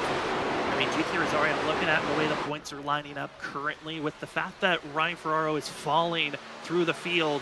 All that GT needs to do is just finish inside of the top 5, and he should be good to move on to the next round. He was one of the 4 drivers that were outside looking in coming into tonight's race. And if he can finish inside of our top 5, he should be moving on to the next round. And as well, another driver that just needs to finish where he's at, Kyle Rochelle. His main driver he's focusing on is where is Logan Brakey, and Brakey's all the way down 21st place. Looks like the 29 in a tough spot. Aim was banking on a big wreck up front to take out some of these drivers to allow the 29 to get back in the mix. It really was banking on that, Sam. And I mean, it still might happen, but it's right now hasn't happened yet. So we'll see what goes on as Fonseca still leads the way. Teammate Cochran, though, looking quick. Can he elect to do something here, or will he just look to be rear gunner? Will he just wait in the wings, or will he try to attack his teammate up front here? Is going to be the huge question with this group, because right now he's got Forbes all over the back bumper. John Forbes not giving any space to this group. These top 3 have worked together, and I was talking about it a little bit earlier, the amount of playoff practices that these 3 drivers up front have put together, the runs to help Danny Cochran with his championship run, the last season trying to help Ollie get into victory lane for a chance for a championship, and now tonight a chance to get into victory lane to become the 2nd driver to become a multi-time winner this season. And for Ollie Fonseca, just a chance to get his 3rd career win would be massive around the giants that are around him. It would be huge, Sam. I mean, and after last season, it would be a storybook ending to definitely land for him this season. So we'll see if he can pull it off. It looks like Mark Whitley wasting no time. He jumps to the outside, Trenton jump, and look at the grip level to 77. Has just to jump right to the outside and pass 2 trucks. And that kind of gives you GT Rosario. Maybe I'll have to go to the outside and try that same move, not with the same effect, but Mark Whitley just chipping away, letting these guys battle, use up their tires, and it's just been a slow, methodical push for the 77 at times. He was just a sleeping giant, you could say, in the back. Was waiting for that time to push and did a reversal of last season. Last season, it was too much aggression in the first 20 laps, got to the outside wall, and it just was a snowball effect from there of the race getting worse and worse. Tonight, it's been patient, it's been slow, and it's been mounting up this momentum to now be up to 4th, but the cars behind them, for that of 5th, 6th, and others, they're just not giving any space to one another. No space given around, but I'll tell you, it's the mark of a great driver when you can come back to a racetrack that just a season ago was not your greatest one. You really struggled at it, and you take what you learned from that race and you directly apply it to the next one, and it immediately shows results. That's when you know you got a good driver in your hands, and that's what Mark Whitley is. Drivers inside of our top 6 trying to continue to pull away the best that they can. As Cody Reed's just been slowly trying to catch up to this pack. They need this battle for the lead to mount up and just get a little bit more aggressive, lose some slightly more speed, and we'll give those drivers that are 8th on back a chance to get back into the mix for themselves, as Danny Cochran trying to hold off any type of momentum from John Forbes and be the rear gunner for Ollie Fonseca currently, as the laps continue to tick away. 22 laps when they cross the line left in this race. We'll see who has the fuel, who has to pit. Fonseca, out front, has been leading the way, so he's definitely going to be worse off on the fuel mileage window. But will he also have the grip to keep these drivers behind? Right now, for the time being, it's been strong. I think Whitley's finally hit that wall here because he's on that inside line. It's going to be tough to get it done. He was able to get the pass down the outside there on the other drivers, but I think Forbes noticed that. He's covering that off every time on entry. The dirty air, always something we talk about when you race your vehicle, how it will affect the driver behind. And Mark Whitley, a pretty good run, keeping himself side by side with John Forbes. Once again, just being held back. And Danny Cochran, very close to getting that rear end, tapped and clipped by Mark Whitley. A late move to the inside. That could have been disastrous as we come off of turn number 2. All 3 drivers wiggling their way off the exit. Classic Atlanta there off of 2. Everybody walking the dog as they go towards that wall. Love to see it as Whitley, he's got the grip.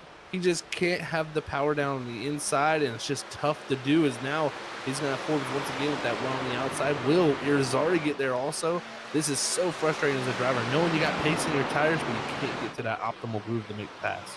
20 laps to go here tonight. Ollie Fonseca and Mark Whitley both came into the night's race with pit road violations that they had to go to the end of the line to start the race off, as a real big slide there from Trenton Jump but for both the 24 and the 77, they both had very different mentalities on how they wanted to climb through the field. For Oli Fonseca, it was aggression from the start. Get up front, have the early pit stop to allow you to get up to the lead positioning and fight for the lead immediately. Mark Whitley, on the other hand, it's been an all-race deal. 132 laps, and finally with a chance to try to hold on for third place. Man, they're getting very, very close here off the exit of 2. Whitley tight there, couldn't get the power down. And now we're going to have to slot in here behind Forbes as he can get up high here finally.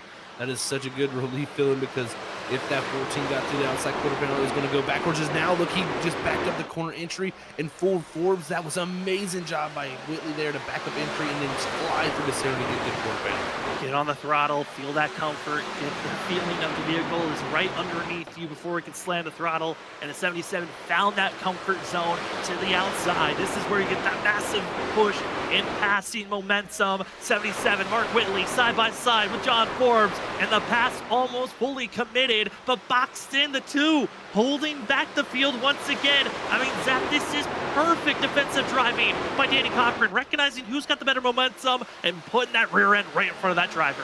And Whitley right there into the outside wall. I don't think it was too bad of contact there for him, looking at it the right side. Just a little bit of a scrape, no damage on the right front, but very much close to being a huge amount of damage for him there, because that was a decent hit. So Whitley's got to be careful up on this top groove, and like you said, Danny Cochran doing everything perfectly here to hold back this group. And once again, it just feels like every single driver exits through 2. It is just a constant wiggle, shimmy. Everyone's losing some type of grip. It's whoever can minimize that shake that's moving forward more efficiently.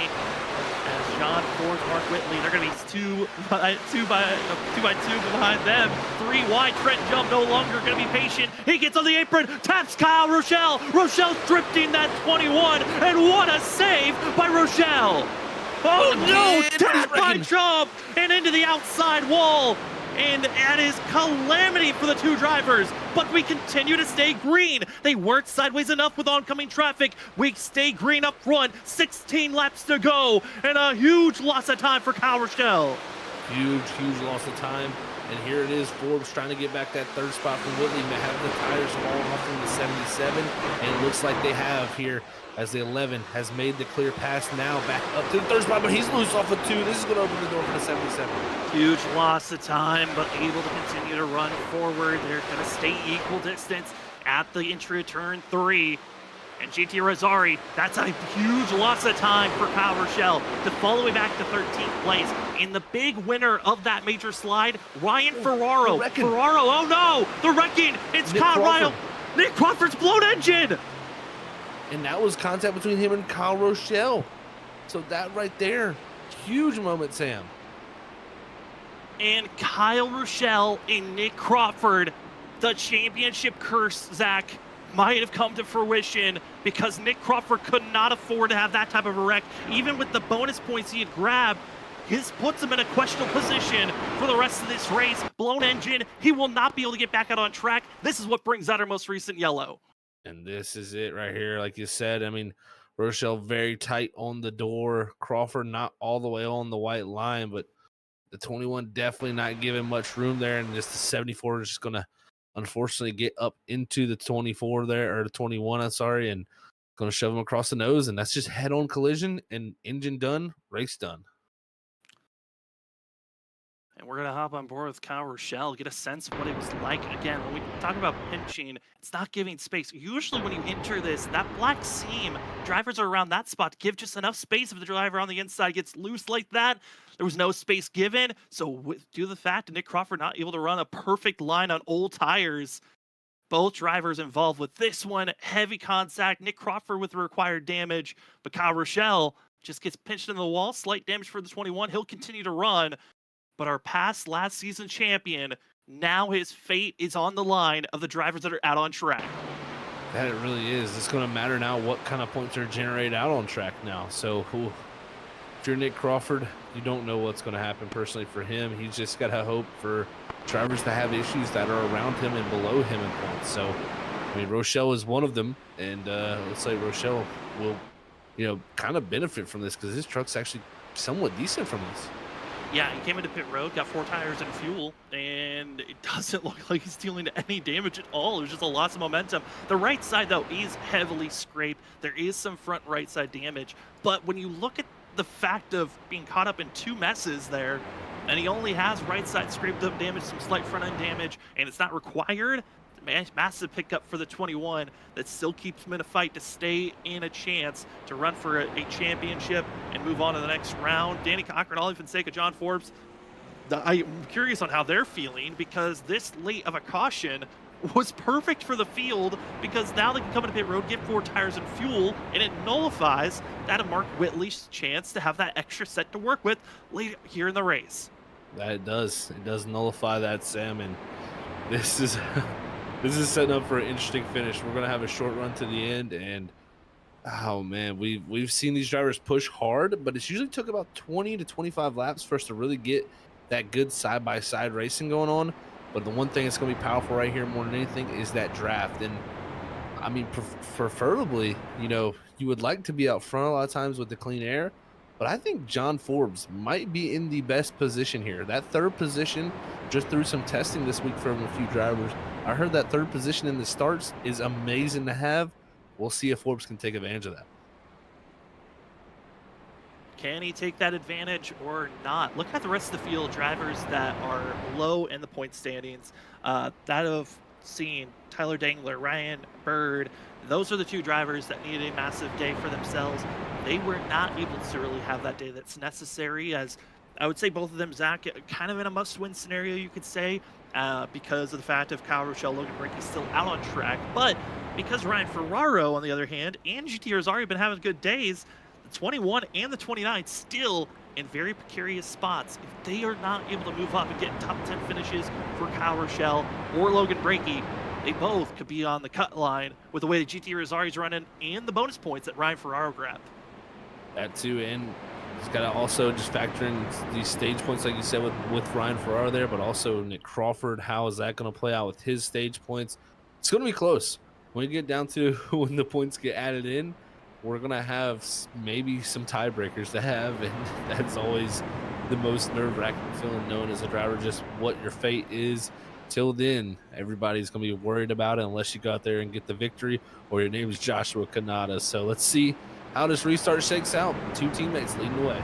We might not know what the points are going to look like officially until this race is officially done, but get ready. It's going to be a 10-lap shootout, and if we get an early caution, we can try to set it up and still stay inside of regulation. But if we get a caution with 5 laps to go in this race, we head to overtime, let the drama flare up, and it's time to see who's moving on to the round of 12 as the ISRC 150 at Atlanta is back to green flag action. Danny Cochran, great launch for himself. John Force did not get the launch that he was hoping for. He'll stay equal distance with Mark Whitley as they roar down into turn number 1. Not a great launch, like you said there, from Forbes. That's not going to work out well for him, but off of 2, it's going to be Fonseca. The big push from the 11, I think, right here may be what propels him, but the 11's not going to push him. He's going to look to go to the inside, and that's what Danny Cochran wants to see, is side-by-side action in his rearview mirror. Will Ollie Fonseca be the rear gunner that Danny was for Ollie earlier? It doesn't look like it. And what speed will Mark Whitley have? He's been the most patient all night long on making the moves forward. Or could it be 5th place runner Christopher Norris? The aggression that the 38 is known for. Will he bring it out here tonight? 9 laps to go as GT Rosario moves forward, but they're breaking behind. Kyle Rochelle and Blake Hoppy involved. Kyle Rochelle once again involved in an incident. I don't think this one any of his doing here, just caught up in an incident between Hoppy and Logan Brinke here. As 29 forcing it 3 wide, clips, gets out of Kyle Rochelle, Blake Hoppy involved, and you're going to see it here, just an unknowing of where they were going to be 3 wide on the entry. I mean, that was such a quick move. I don't think Blake knew they were 3 wide until it was too late. I completely agree with you. He just clearly didn't hear the 3-wide call because it was so last second, like you said, Sam, and he was going to that middle groove thinking there was no truck there. He was thinking Rochelle up towards the wall to open up that corner. The 29's there, and that just turns the 31 right off his nose. Rochelle takes a good little brunt of that, but most importantly, the 31, the ones that get the huge damage. That's an early caution, meaning we're going to go back to another restart here under regulation. We are not in overtime just yet. Blake Hoppy has required damage, took a teleport to pit road. Might be calling it a night already, and that helps and assists Logan Brakey a little bit here and Kyle Rochelle, as now they'll get another restart, and that's another driver they don't have to worry about. It hurts Nick Crawford now, as that's another driver being a distance, building up that gap between the 74 and other drivers that he was needing to stay in front of. But with this pit stop, some drivers going to come and get some service done, get damage repairs. Others just going to top off on fuel if they feel like that's going to help out the handling. But up front, still Danny Cochran, Ollie Fonseca, John Force, Mark Whitley. Top four, same top four as that last restart. You were talking about, Zach, how that third, that driver in third on the restart has that maybe slight advantage if they can get the launch that's necessary.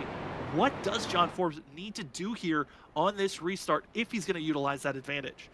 What he really needs, Sam, is he needs to be side by side alongside Ollie Fonseca entering the corner. And what that's going to take is just timing the restart well with Cochran. He can't let Cochran jump out there, because you got to also understand from their point of view, Cochran is teammates with Fonseca. He may be giving a little bit of info saying, hey, I'm going here, so you can slot in the second, and that puts us in a better position to race it out between us. But if you're Forbes, you have to be side by side with that second place truck, because that allows you to come off a 2, usually clear of that truck, and have the opportunity down the back straightaway to make the move. And that's where the fun's going to start. I mean, we saw it. He entered side by side with Whitley the first time into turn 1 and came off the corner almost side by side with the 24 ahead of him. It just shows you how powerful it is to start down on that bottom lane like that. I think if Forbes can time this right, he should be able to get up alongside Fonseca and clear him off a 2. And then it's going to be fireworks between him and Cochran, who've already had contact tonight. Still waiting for the official go for these drivers. 1 to go marker for themselves. So it gives us time to maybe talk to one of these drivers on how they're feeling about this race. Let's talk to the driver that's been moving through the field efficiently, quickly, Ollie Fonseca, and see how he's feeling about this race. Going to be starting in second place. He's had a great run so far. Let's cue up that 24. 24 of Ollie Fonseca. It's Sam and Zach up at the booth. You got us? Yes, sir, I do. Well, Ollie, you as well as Mark had to work your way through the field to get into this position up front. How are you feeling with this truck and your feelings for this upcoming restart? Yeah, I got my teammate and me in control in this front row here, and I'm hoping that one of us 2 gets it here. That'd be really big for us as a team, and yeah, I'm just happy to have a shot at a win here after having to start from the rear. So yeah, I'm pretty excited. Definitely exciting to see what you guys can do up front there, Ollie. Who do you think's the biggest threat behind y'all? Because you got Forbes there restarting behind you in third, but Whitley's also been looking quick too. Definitely Mark. Just because I've raced with him enough to know that, if there's even the slightest gap, he's going to go ahead and take it. So I can't afford to give an inch. So I'll just, Brandon will be in my ear doing his thing, and me and Danny will do our best to work together here and try to see who comes out on top at the end. Well, Ollie, we'll send you back up to your team. Good luck, and hopefully we'll be talking to you at the end of the night. Thank you. So that's going to be Larson Line Racing driver of the 24 of Ollie Fonseca. I mean, Zach, the threat of Mark Whitley certainly is there, and I think everyone knows the 3-time winner this season, the only driver with multi-time winner this season, is always going to be a threat at any track we go to. He's definitely a threat anywhere, that's for sure. Whitley is he's got that knack for getting out front, man. He really does. He knows how to position his truck. And like Fonseca said, if there's a gap, Whitley is going to fill it. So he cannot be, very liberal with his gaps. He has to be right on the money. He has to stick to it and really not open that door at all, because Mark Whitley's going to slam it open. As the track positions are starting to shrink, the amount of points you grab are shrinking as well. Only 20 drivers on the lead lap. Blake Hoppy is going to be joining the mix with Justin Campbell, Eric Stamp, Tyler Horn, and Matt Dyer that have called it an evening, as Nick Crawford is still getting damage repair, trying to get that engine fixed before the night is done. It's going to be a 4-lap shootout after our 4th caution of the day is done. Danny Cochran up front, Ollie Fonseca second, John Force, Mark Whitley, your top 4. They are fast one. Green flag is back out in the air, and it's going to be the teammates timing this restart perfectly, and it's going to be side by side all the way through as Danny Cochran settles in through 1 and 2. Like you said, excellent restart from the front. 2 is able to get Fonseca down in front of the 11, but here comes Whitley with the turn down off of 2. He'll have the inside of Forbes here. What does Fonseca do to cover this off? Fresh tires allow you to really push your vehicle anywhere you want, and currently it is all in the middle groove, looking to be more comfortable than the rest. A little bit of trouble deeper in the field. That's going to be Cody Smith in the 7, but we stay green with 3 laps to go.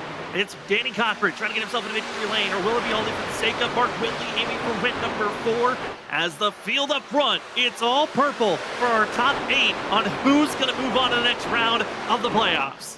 Everybody willing to risk it right now. Fonseca had a look on his teammate, but just couldn't take the opportunity yet. We'll look to the outside here in 3 and 4, but Whitley needs to clear this 11 if he wants an opportunity to go up here and challenge the front 2. Exit turn 4, and John Forbes still has a quarter panel. The 77 was not able to fully clear as they go down into turn number 2. 2 laps to go. Danny Cochran, Ollie Fonseca, the teammates from Larson Light Racing. They know the assignment. It's hold back Mark Whitley. Who's able to do it here? This is going to be close, guys. It's 11 being the biggest helper to this front group here because he's able to stay side by side with the 77. What will Fonseca do is they're going to get ready to come to the white. The teammates in line, 1 and 2, exit of 4 here at Atlanta. The white flag is being waved as it's the lap white flag for the ISRC 150 here this evening. And it's the teammates side by side. Ollie Fonseca looking for redemption after last week here at Atlanta. Can he get it done here tonight as Danny Cochran has the nose off of 2? Off of 2, it's Cochran, but it's the side draft from the 24 here down into 3. Will he have to run through the center of the corner? They'll be able to clear him. Don't think he will, but who's going to be here to race off of 4? Exit out of 4. Outside lane has the momentum. Ollie Fonseca, Danny Cochran, side by side, slight contact, and Danny Cochran going to win the ISRC 150 in his 2nd of the season for the Season 3 champ.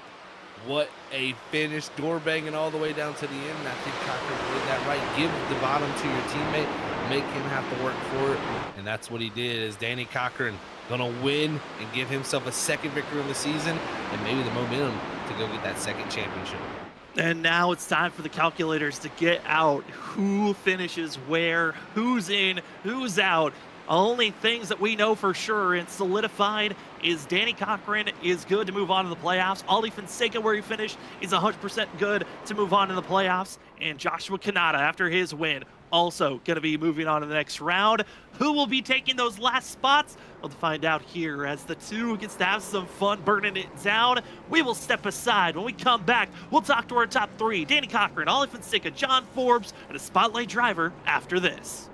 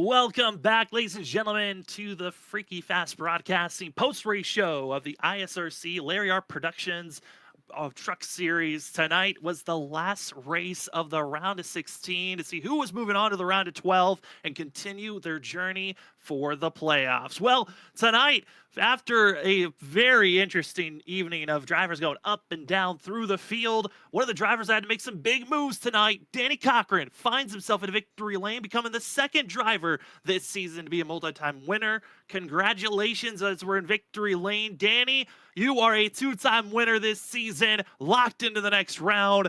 How are you feeling after this one?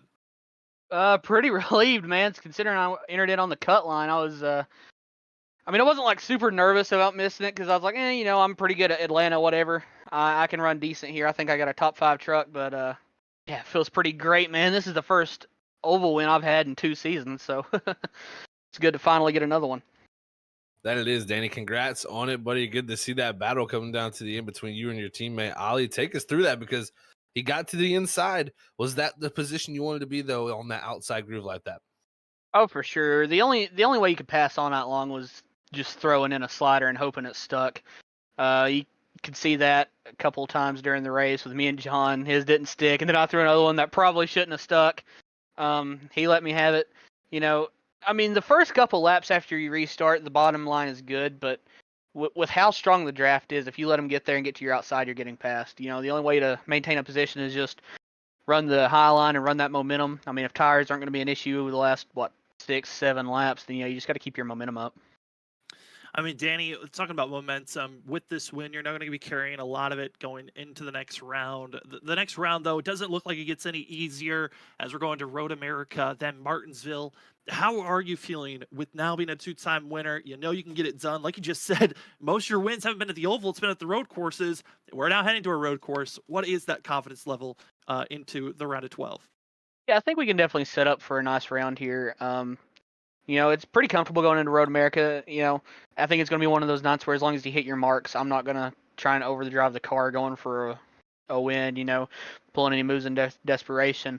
I don't think anybody's going to say you can go into Martinsville feeling comfortable. Who knows what that's going to be like. We got a pretty clean group of guys here, but as we've seen demonstrated in the last couple weeks, there have been some questionable moves, questionable maneuvers on the racetrack. So you never know quite what you're going to get at Martinsville. So it wouldn't be wise to say, yeah, I can go into Martinsville feeling comfortable. But, Road America, historically, we've ran pretty well there. So I'm feeling all right about that one. But, Martinsville's always a wild card. Well, Danny, again, congratulations on this win. And before we officially let you go, the floor is now yours for any shout-outs. Yeah, got to thank all my sponsors, all the folks that helped me out with this deal and, real life as well. Larry Arts Productions, Premier Setup Shops, Hot Lap Threads, JJ Tax Services, Zone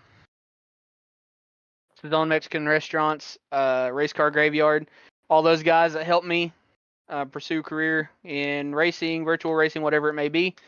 My teammates, Ollie and Mason, who were out there tonight, and Justin as well. Huge shout out to those guys. Ollie, it was great battling with you all the way to the end, man. All throughout that last round, I knew it was going to be me and you, so that was pretty sweet being able to cross the line side by side with you. And everybody, John, let me go through the results here, get some names. Ollie, John, Ferraro, let's see here. Let's see, Eric Stamp, all the guys that were, sorry if I missed anybody, all the guys that were at Bristol this past weekend. That was a lot of fun hanging out with you guys. Anthony Gaudio, or I'm sorry, Josh Freed, not Anthony Gaudio. Met him at Daytona. But getting to meet all those guys is fun hanging out with y'all, and it's pretty cool that a few of us were able to lock down the top 3 tonight. It seems like a great way to finish off a fantastic weekend for you, Danny. Congratulations on this win, and good luck in the next round of the playoffs. Thanks, boys. Well, that's going to be your winner here for the ISRC 150. And now we go down to second place. Got to talk to this 24 machine under our last driver interview. Well, tonight we get to talk to him in second place, Ollie Fonseca. Ollie, congratulations on second. Just the position off from winning this race. But, man, still, I would say a successful night as you are going to be moving on to the next round of the playoffs. How are you feeling after a performance like you had here this evening, going from the back to the front? Yeah, it's not very normal to drive through the whole field at Atlanta. So it's pretty cool that I was able to accomplish that. I mean, that was the mission. I didn't even realize that I had a penalty until right before qualifying. So I was like, oh, I wish I hadn't spent so much time on that. But anyways, yeah, I mean, it was a good run. Just kept picking off spots one at a time, just trying to take care of the tires. And I feel like I've started to finally get better and better at that. That's always been my weak point, especially in the later portion of the runs. So yeah, definitely saw some improvement with that finally. And yeah, it was definitely fun racing my teammate. Congrats, Danny. I'm so proud of you, man. That was awesome. It's pretty cool to be leading the field, with your teammate. So it's pretty special, and yeah, just a lot of momentum for the both of us going to the next round. Me nor him were very worried about making the next round, so this is where the real work starts. So I'm just happy to be in this position. Definitely great to be in the position y'all are, Ali. Congrats on the excellent run here tonight, the bounce back from that penalty. But heading to Road America next week to start off the next round, along with Martinsville in that round. That seems like a very tricky round. How do you feel entering it? Yeah, Road America. I feel like when did you go there? 2 seasons ago or whatever it was. I ran solid top 10 there, and that was right after being knocked out of the round of 16, my first time of the playoffs. So I'm confident about that place, but of course, and I know all these other guys in here are going to be practicing as much as they can. That's the only way to be good there is just run as many laps as you can compared to the rest of the field over the week. So that's definitely going to be on my checklist. And then Martinsville, I feel like I've always had a strong point with the shorter tracks. I haven't raced at Martinsville with this league though, and I know that can always be crazy. So I'm just hoping to have a good, solid run at Road America, so I don't have to worry about it too much. Well, I got to say, Ollie, still a fantastic run for yourself. Can't wait to see how you're going to perform in the next round of the playoffs. But before we officially let you go, the floor is now yours for any shoutouts.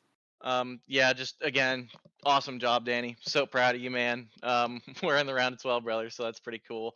Gotta thank Justin Campbell and Mason Cassidy for being in the Larson Line chat tonight. They're great teammates, and they teach us to do a lot. So it's a pleasure to have them on board with us. Gotta thank Larry. It's such a relief to finally get one of Larry's trucks out front in this new sponsorship that I have with him. So it's a privilege and it's an honor to have his paint scheme out front. So thank you, Larry.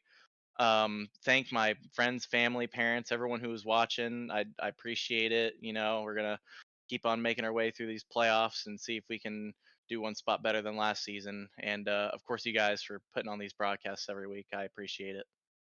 We're so happy that you give us such a great show to cover there, Ollie. Congratulations on a second place finish here tonight, and good luck into the next round of the playoffs. Thank you, sir. Well, from second place, let's go down to third with a driver that had some moments with the driver that won, but overall, what a great run it was for John Forbes and the 11 machine. John, congratulations on third place. Man, how are you feeling after tonight's performance? Well, I feel pretty good. I've been up with you guys like the last, I don't know, 4 or 5 weeks in a row now. So definitely carrying some momentum. Just need to carry off some wins here pretty soon. But yeah, it's great to be back up here with you guys. That race was really fun. It was clean. I kept my 0x the whole time. And going into the last lap, I did not think any 4 of us were going to come out of there, let alone just finish the lap off. So yeah, it was a really fun race. Had an interesting moment with Danny, but we got through it. It barely worked itself out, and we're heading on to the round of 12 now. That's you are, John. Congrats on first off moving on to that round of 12 and excellent run tonight, man. I mean, you had that one run where you pulled out a pretty big gap and we had that unfortunate caution to bring it all back together. But how did you do that tonight to manage the tires so well, but also keep good pace early in the run? Yeah, I don't know. I just was kind of practicing on it, did some long runs earlier with the team, and my tires were just good all night. Just kind of maintained that.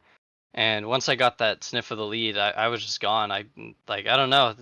Just had something else figured out here that some of the guys didn't, I guess. But the clean air was a huge help as well. Like the last couple runs, like whoever had it, and if you could try to maintain it without getting someone to your inside or outside, you were gonna start gaining on that lead pretty quick. So yeah, it was definitely a battle for that all night. Well, John, going into the next round, going to be Road America Martinsville. What is the mentality that you're trying to set up to try to find yourself going for another Final Four push in a championship?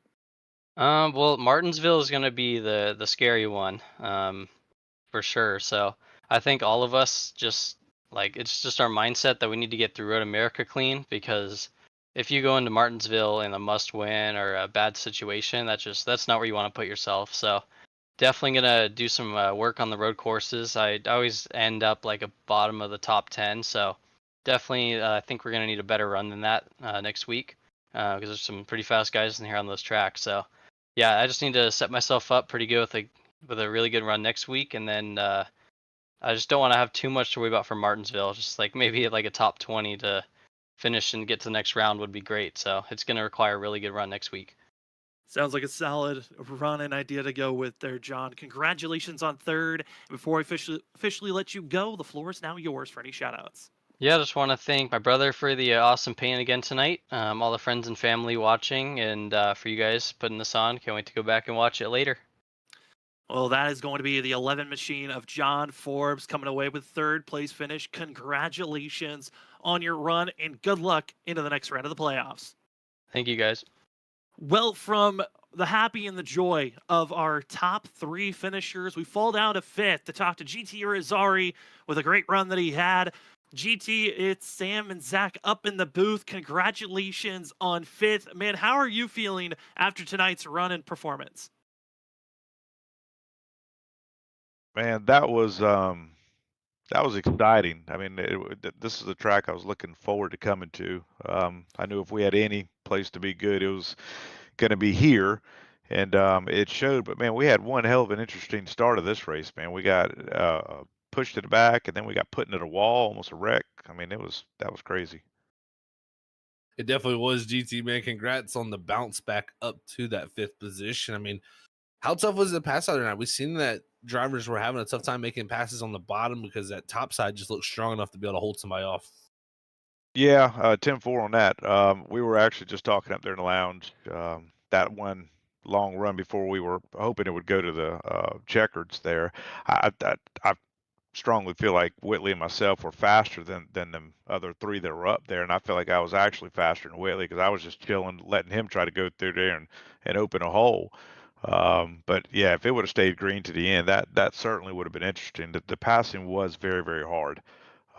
You almost had to just kind of dive bomb the hell out of it or whatever just to try and get by, and then just hope that they didn't like do a crossover, end up wrecking you, one or the other. Well, GT, we've just been given the official numbers. I know you were fighting and clawing for every point possible to go and move on to the next round. It looks like you were actually going to come up 1 point shy for moving on to the next round. As of whole season, though, how did you feel like you performed this season? You made it to the playoffs. Sadly, you won't move on to the round of 12, but how are you feeling after getting that news?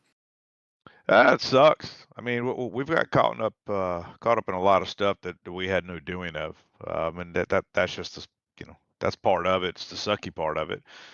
We've had some good runs, but like I said, a lot of stuff we just got caught up in. But you can't avoid that kind of stuff. So I don't know. It is what it is, man. I'm kind of you know I wouldn't say pissed, but kind of shocked, but then kind of not because I think I thought a fifth place was going to be strong enough to get us up there. Seeing how the other guys ran that were ahead of me, and they didn't get any stage points either. So, whatever, it is what it is. It was close, GT. 1 point, Logan Breakey beat you out by, but still a great season for yourself. I hope that you will continue on in these that last a handful of races and outperform everybody else. But before we officially let you go, the floor is now yours for any shout-outs. I appreciate you guys. Appreciate the admins over here putting it on the truck series and all the other guys on the track. I mean, it's fun. Racing is frustrating, but it's fun. And I guess I'll have to make sure that they counted correctly. 1 point that makes it just even worse. But appreciate you guys. We got to say thanks to Curtis and Travis too. They were actually on board, spotting and crew chiefing and stuff like that, and kind of kept my head into the game. So I appreciate them boys helping me out too. Well, still a great race you had here tonight, GT. Congratulations and good luck in these upcoming races. Well, Zach, just like that, official numbers are in. Logan Brakey actually going to be that last driver making it in. Nick Crawford will take 11th in points. Ryan Ferraro 10th. Shocking change of events. GT, who we thought, like he said, thought that maybe a 5th place finish was going to be good enough. It wasn't. 1 point, and he's out of the playoffs. Heartbreaking is all you can say for Irizarry. And I mean, if you look at it, you look at the race for him, if he gets 0 incidents instead of 2 incident points that he got early in the race, it all could be a change from that 1 bonus point to tie it up. And then we're down to a tiebreaker. I mean, it just shows you you're playing with minuscule amounts of differences here, and it shows you every point really matters. It really does, and with the official points, we'll talk about who's in, who's officially out. But first, we got to look at our unofficial results here tonight on where drivers finished out. Taking the win and going to be the second multi-time winner this season, it's the Two Machine of Danny Cochran. Second goes to Ollie Fonseca. Third goes to John Forbes. Thank you for joining with us on the booth for interviews. Mark Whitley will finish 4th. 5th goes to GT Irizarry. Christopher Norris 6th. 7th is Cody Reed. Anthony Gaudio 8th. Ryan Ferraro 9th. And Joshua Kanata finishing out our top 10.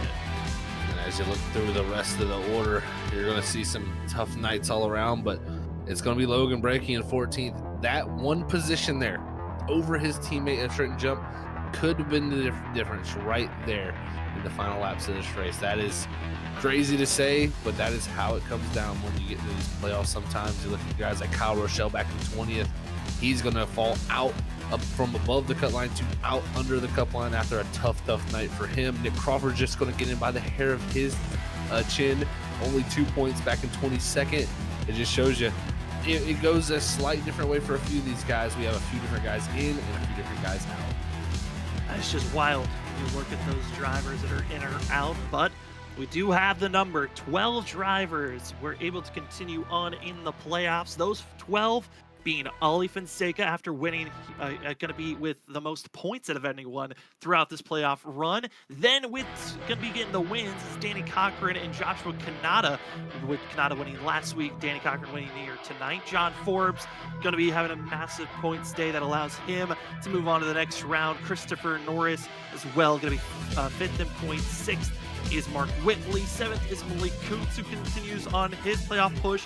Cody Reed, 8th. Trent Jump, going to be 9th in points. 10th is Ryan Ferraro after his great stage point run and just sticking with every pressure, allowing him to have a comfortable 10th place in points. Nick Crawford, even with being taken out late, gets 11th. And Logan Brakey, 1 point, 1 position off from falling outside of our top 12. Logan moves on to the next round. Congratulations for himself, but the 4 drivers that will not be continuing on in the playoffs, GT Irizarry, that of Kyle Rochelle, Ryan Bird, and Tyler Dangler. I mean, Zach, we look at that of Kyle Rochelle, it was just a snowball event at the end of the race on what really set the 21 further and further back at the end. It really was. I mean, at one point, he was up almost in the top 7 in there, battling up there, and I almost wanted to say at some points, man, he's having such a good night. And then it all turned around for him. So it's so tough to see for someone like Kyle Rochelle, who has his bright moments, but then just has moments that you kind of question, maybe it's just a lack of judgment out there sometimes. So tough for him because, he had a great run going, but it all can just go away very quickly in the final run of the race. And you can see yourself being good points wise in the position to make it, and then that one mistake can push you out. So it's easy to do in the heat of the moment. It seems like that's what's bit Kyle Rochelle. Well, tonight certainly was a good one and a great way to start this week for Freaking Fast Broadcasting, as we still have 3 more broadcasts to give you throughout this week. As tomorrow night, full send racing series, get ready for short track action as the Xfinity cars head to Martinsville for their 10th race of the season. Then on Wednesday, WSSR Roast Gems Cup Series. You've got a taste of Talladega last week for the trucks. Well, let's try the Gen 4s at Talladega to start the playoffs for the WSSR. The drama is going to be very dramatic there, as that's going to be the start of the first round. That first round, 6 drivers get eliminated, and you need a great start. So that on Wednesday night is going to be a very impactful race. Then you like the Atlanta night tonight? Well, Thursday night we get more of the 08 Atlanta, as the Gen 4 cars for Stars and Stripes get prepared for their run on the slick and hot Atlanta. Going to be a good week. And Zach, I got to say, looking at this pairing of races, certainly a variety of tracks that we're heading to, and all of them known for great finishes. It really is. I mean, we're hitting all different types of spectrums here with these tracks coming up. It's going to be wild. I mean, tomorrow night, Martinsville. I mean, that says it in itself. I don't think you have to say any other words except for Martinsville. And same kind of for Talladega. And then we saw what we had here in Atlanta 08 tonight. Expect that even better, I feel like, with the Gen 4 car, because just a lot easier able to pass and a lot easier able to follow. So it's got some great racing going on, and it's a great time of the year here because playoffs are in full swing. They certainly are, and our first playoff round is officially done for the ISRC Lariat Productions Truck Series. Round of 16. It had the drama-filled, many big ones in Talladega last week. Tonight, late caution, late incidences shook up who was finishing where in the playoffs and moving on to the next round. It's going to be a good one. Round of 12 next week as the drivers head to Road America. And that racetrack had its own flair the last time the Truck Series found themselves at that road course. We'll see the same flair. Will it be more of a consistent road course race?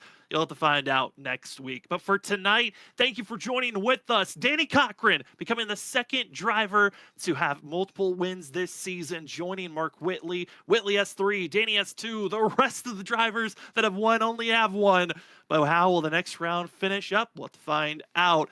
But for tonight, thank you for joining with us. My name is Sam Dyer. With me was Zach Hall and Robert Moyer Jr. running productions in the background. And from everyone here at Freaky Fast Broadcasting, thank you for watching Monday night coverage of the ISRC Truck Series. We'll see you tomorrow night. Full Zen Racing Series. Martinsville. Who survives the Xfinity car? You'll have to find out on our next Freaky Fast broadcast.